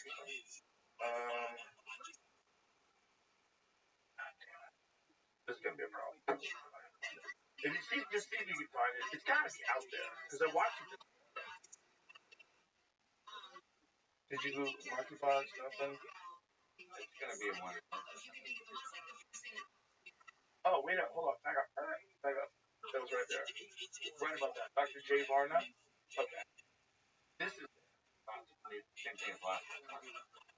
Oh, so is it because the New York Post doesn't show it? That's okay. We can just read what it says. I mean, we don't have to hear what it says. But Stephen Crowder's kind of decided to do this James O'Keefe type deal, and I don't know how they do that. It's pretty wizardry. Yeah. You know, generally I think you get like a gay guy who likes to talk, and some handsome dude who can sit down with this guy and get him a little tipsy. That seems to be happening. Gay guys like to spill the beans. Well, he previously served senior health advisor to then Mayor Bill de Blasio, testifying Big Apple's pandemic response. Okay, so he was talking about the approval process while discussing SIGA technology, technovirament, or TPOX drug. This is the drug for monkeypox. So that's why spinning it in the media is helpful. We want the FDA to approve our drugs specifically for monkeypox, and right now it's only considered experimental. They won't approve it because the U.S. TPOX is not approved by the FDA for treatment of Mpox, but used to treat patients as part of a clinical trial known as the study of technovirament for human Mpox virus, according to technology. The company's website added that the STOMP trial is being conducted to evaluate the efficacy of TPOX treatment of Mpox. Barnett then griped at video film on August 14th that the employer is stuck with our drug, but the people aren't going to be as confident in it because the data doesn't look as strong as it should. So then later he starts talking about the stock price. Sometimes you do a study, fucking nothing works at all, or people get really sick from it. He said in the covert reporting, the problem is if you do another study, it'll take a year or two to do it because you have to get the ethics approval, you got to get the money, you got to get the patients to come in. And the videos vomiting gloated about how he knows the reporters well and referenced the September interview with New York Times on Mpox, which touted Mpox as a drug used to treat Mpox infection. He also described the World Health Organization's emergency authorization process before explaining how he wants the media to report on TPOX. So he was talking, one of the things in the video, he was talking about stock prices. So they're talking about making it look like Rabbi Rothschild's live, motherfucker. Describe them. Okay, hold on. Okay. So basically, we're trying to get the media to say is, oh, the drug didn't work. So this is like a candle, bitch. Another study probably worked. In the meantime, people just describe it as an emergency drug. That's what we want the story to be. It's wild to say out loud. And he said the risk of Mpox spreading in the U.S. is very low, and it's almost certainly going to stay among gay men. Yeah, so supposedly. How about Only, Rabbi? wait, I don't think America. I think How about Rabbi? That's How about Rabbi? multiple rallies, and that this one local one. How about you shut the 80% of fuck the people up? came. Okay, he owns the fucking thing and had everybody on there. 2,500 people. Jeez, I all that think shit. they know it Is it because done? of the track data on the phone now. well, they're doing that geofencing stuff. I don't know How exactly how about they do it, but they're doing Rabbi? something in which they can tell when your phone has been in an area. Okay, I found this, guys. What about Rabbi? This. No, Rabbi's is. Have you heard Rabbi speak, motherfucker? This motherfucker's firing off cylinders 24/7. I don't know what's happening, but They would. Dude, bitch, that point. okay. God, I hate that fucking show. So these guys were essentially what they were showing is that here it is, that people it's very organized. People are being busted, and well, is that okay? Is that ethical? I mean, maybe just make it in for them to go to the Kamala Harris rally, nothing wrong with that. But if you're organizing crowds, like say you do a game show, you host a game show, Wheel of Fortune, hello ladies and gentlemen. Those people are all paid. Most of them, or sometimes you let fans do it, like a very popular show, but I have personally been on a lot of shows where the audience is paid. So it's basically like if you're filming a sitcom. Nobody knows what a sitcom is. There's a company that you can hire and you pay the audience to come in, and the people cheer. They have an applause sign. Everybody cheers. They laugh when you tell them to laugh. Like there's a guy in the audience that's doing them that the people at home don't see. So it's all theater, right? So they could do that same strategy for a political rally. Easily. If you're talking about all the money that you're going to be in control of when you are the president of the United States, which is a spectacular position. Not just that, but then all the money you're going to make in appearances forever. Right? You're going to do Goldman Sachs talks and make $500,000 for no apparent reason. There's so much money involved. You pay audiences to come and cheer. That's cheap. Yeah, That's cheap. I don't know. I don't think that's immoral. Well, I think we have very loose rules on what you're allowed to do and what you're not allowed to do. Like there was a lot of outrage because people were saying that ABC somehow or another had got the subject matter to Kamala, and that they had agreed to Kamala that they were not going to ask her about her EA record when she was in California, and that they were not going to talk about some other person she was involved with that might be in trouble, and they weren't going to fact check her. And then they checked out, which is what led to her saying quite a few things that weren't true, and no one said anything about it, particularly about troops being deployed over. Yeah. You see that video where the troops are like, what the fuck? I mean, Got a really good friend of mine that's deployed in overseas right now, and according to Kamala Harris. And yeah, he's sniping bad guys over in Africa. Gonna be the president. Yay, let's go to the rally. I'm sure that's what's going on. Could be that. It could. I mean, it could be that. I don't think it's really immoral. I mean, it's just a rally. Well, everybody wants their rally to be full. I mean, it's a facade. Yeah, if you can do it for a game show, you can do it for a political event. I don't think it's moral. I think if they did give her the question, and this someone signed an affidavit. What's going on with that? What's the latest with that, Jamie? So someone signed an affidavit that was an ABC employee that claimed these things. And it was very clear there's bias. It was very clear that they were fact checking him and not fact checking her.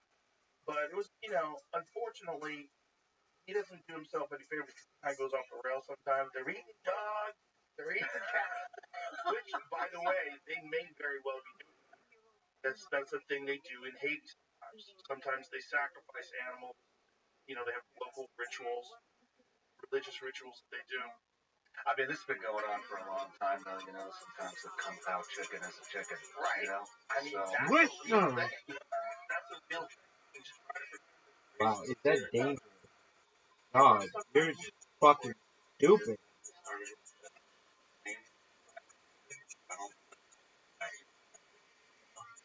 interesting.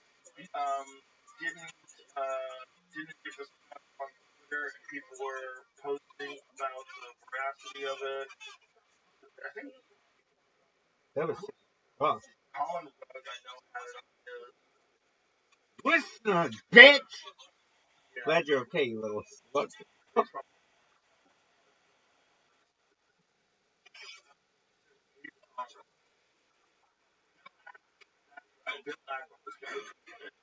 Didn't know if it was accurate, shared it anyway. What's fun? What do on the internet? Vance addressed the supposed whistleblowers' allegations. Reporters saying it could be a national scandal if true. Trump again mentioned the whistleblower September 13th at a rally in Las Vegas, stating that Harris had defeated the debate question. Unfortunately, we had a leaker or a whistleblower out there, which it's what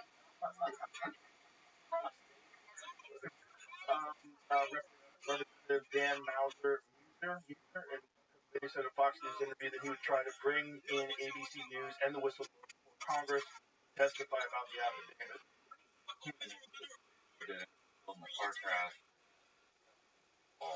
Yeah, that was amplified by Marjorie Taylor Greene, who also. I think they do stuff like that. This is my take on that. When I saw all these people tweeting that the guy died in a car crash, I was like, that might be a trap. That one might be a trap. Yeah. I think they do stuff like that. We'll throw out a fake story and get people to share it, like without looking into it at all. In terms of complete horseshit, and it makes the whole thing look like horseshit. Now it looks like this makes the affidavit connected to horseshit. You know what I mean? I mean, it's a good tactic. Yeah, smart tactic. No way. A lot of good tactics. They're very organized, which is really interesting. And one of the things about Trump is that he's so dominant, so swing from the hip, that no one can kind of corral him, you know? And it seems like she's really open to being coached. Like some of these speeches are very different than the speeches he's ever given before. And you see the difference between that and then like Oprah interview. Yeah, I heard about it. In the what a wide mom country again. Wow. Dylan is the best. Dylan's like, she's it's a person.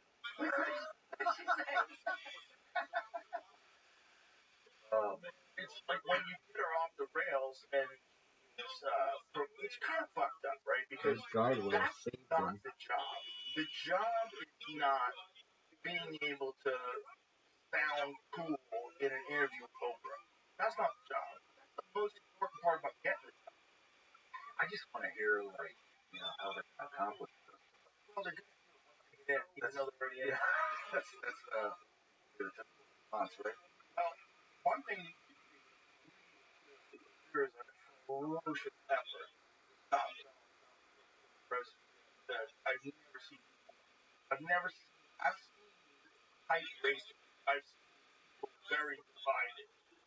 You know, I've seen it for years. There's always been like a division between the Republicans and the Democrats in this country, but not like this. Where the guy almost gets killed twice. They don't even talk about it. It's scary, man. It's nuts. Almost gets killed twice. In the second one, they just brushed it off. I mean, guy got a shot off. Huh. Yeah. The guy was set up at a golf course for 12 hours with a bullet in the vest on an AK-47 and was specifically there to kill Trump. You don't think that's crazy? I think it's crazy they didn't cover it. I mean, it barely got covered. Barely. In and out. And then the brother of the guy, or the guy's son, gets arrested for child pornography. Which, have you looked into the BlackRock commercial stuff at all? Is that real? The one shooter was in the BlackRock commercial. The kid tried to kill Trump. Yeah. They said that this guy was in the BlackRock commercial. I heard that another one. Right? Throw one out there like that, and then people retweet something dumb,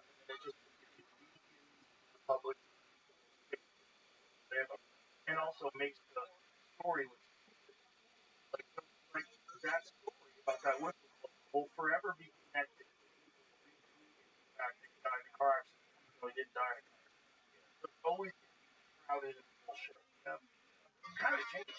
It's a great way to discredit. Yeah, it's a great way to get somebody elected.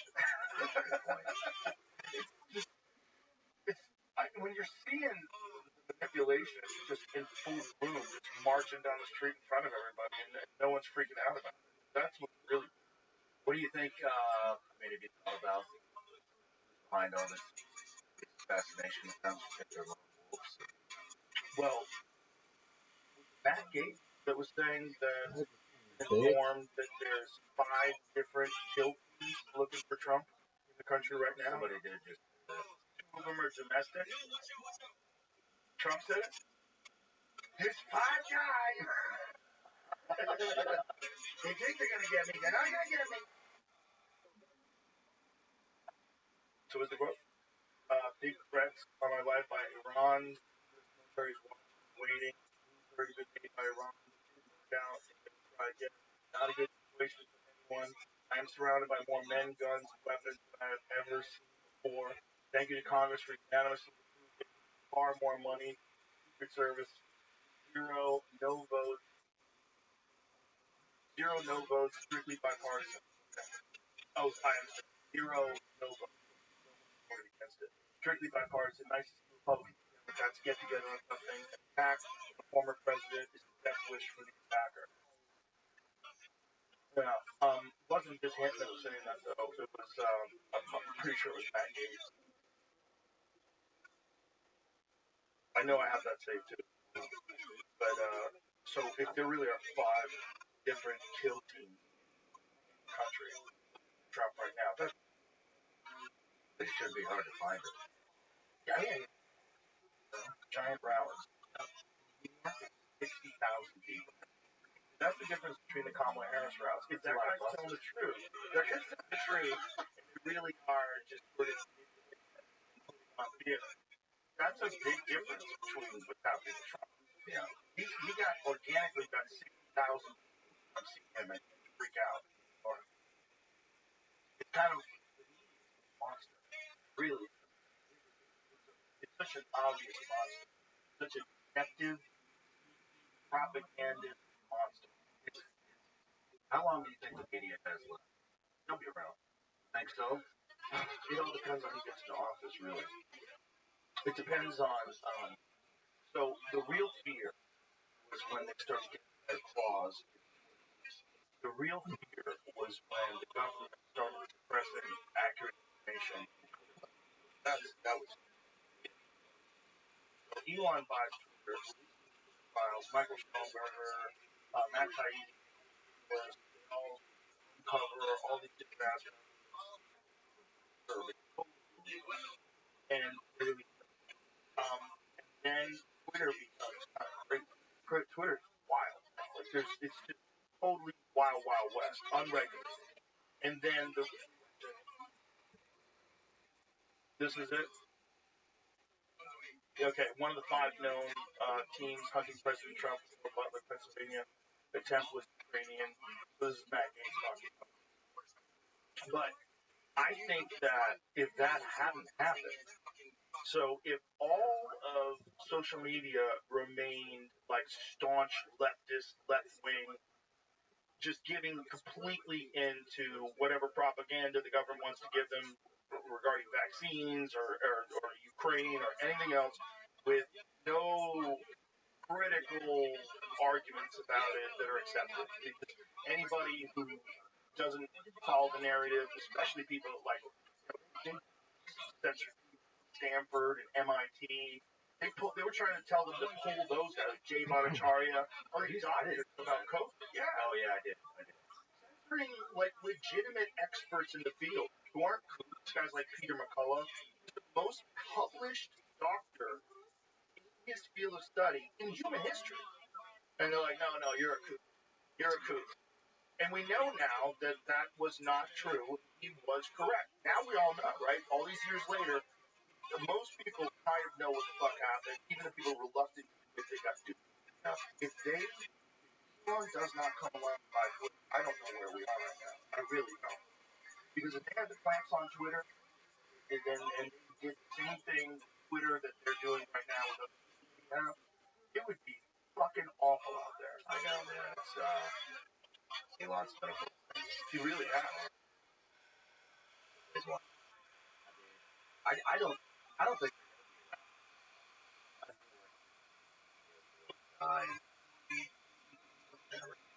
I think I really probably. talks about this on YouTube. You know, YouTube they're very especially during they would ban for talking about this. We know how facts are true now.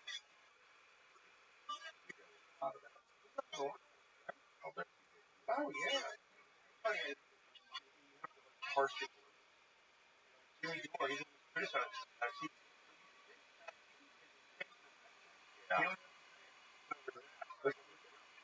Nice for you to come off. My strategy. No. I don't. My strategy is to become 10%. So when I went over to Spotify, Spotify's going to give me all this money. And I was like, oh, great. Like, kind of like, go to Howard Stern route, kind of fade off into the sunset. Yeah. Did it work? No, it didn't work. I know. Get caught up in this massive controversy. You know, I don't believe in that. Even before that, this podcast was growing on Spotify a little bit. But so, there's no like extra pressure being on YouTube. But there is a pressure to rely. I guess I meant with those. That's what I meant with like the concert. We got demonetized all the time. A lot of episodes got demonetized until we announced that we're going to go exclusive to Spotify. And then from that moment out, there was like a few months of the window. No kidding. They never demonetized. They just took all the money. Don't go, Joe. No, they didn't. No, it wasn't that. They wanted the money. Like, why would they demonetize me? They don't get a cut either. So what they're trying to do, essentially, is get you to fall in line by getting you to self-censor because benefits financially. It's a creepy form of censorship because you do it to yourself and it's kind of okay because you can't really prove that they got you to not talk about things you want to talk about, and they can't really prove that you follow this public narrative just because you want to do your job. I mean, you know what really bothers me is we both put a lot into this, you know, and what bothers me is like, just tell me what you want me to take out. What is it? I don't even want to fucking tell you. I don't want to talk to you. This is how I feel. I don't think you should be talking. I think if you're not doing anything illegal, you're not saying anything illegal or doing anything illegal, don't take it off. Some of it I'm totally with you.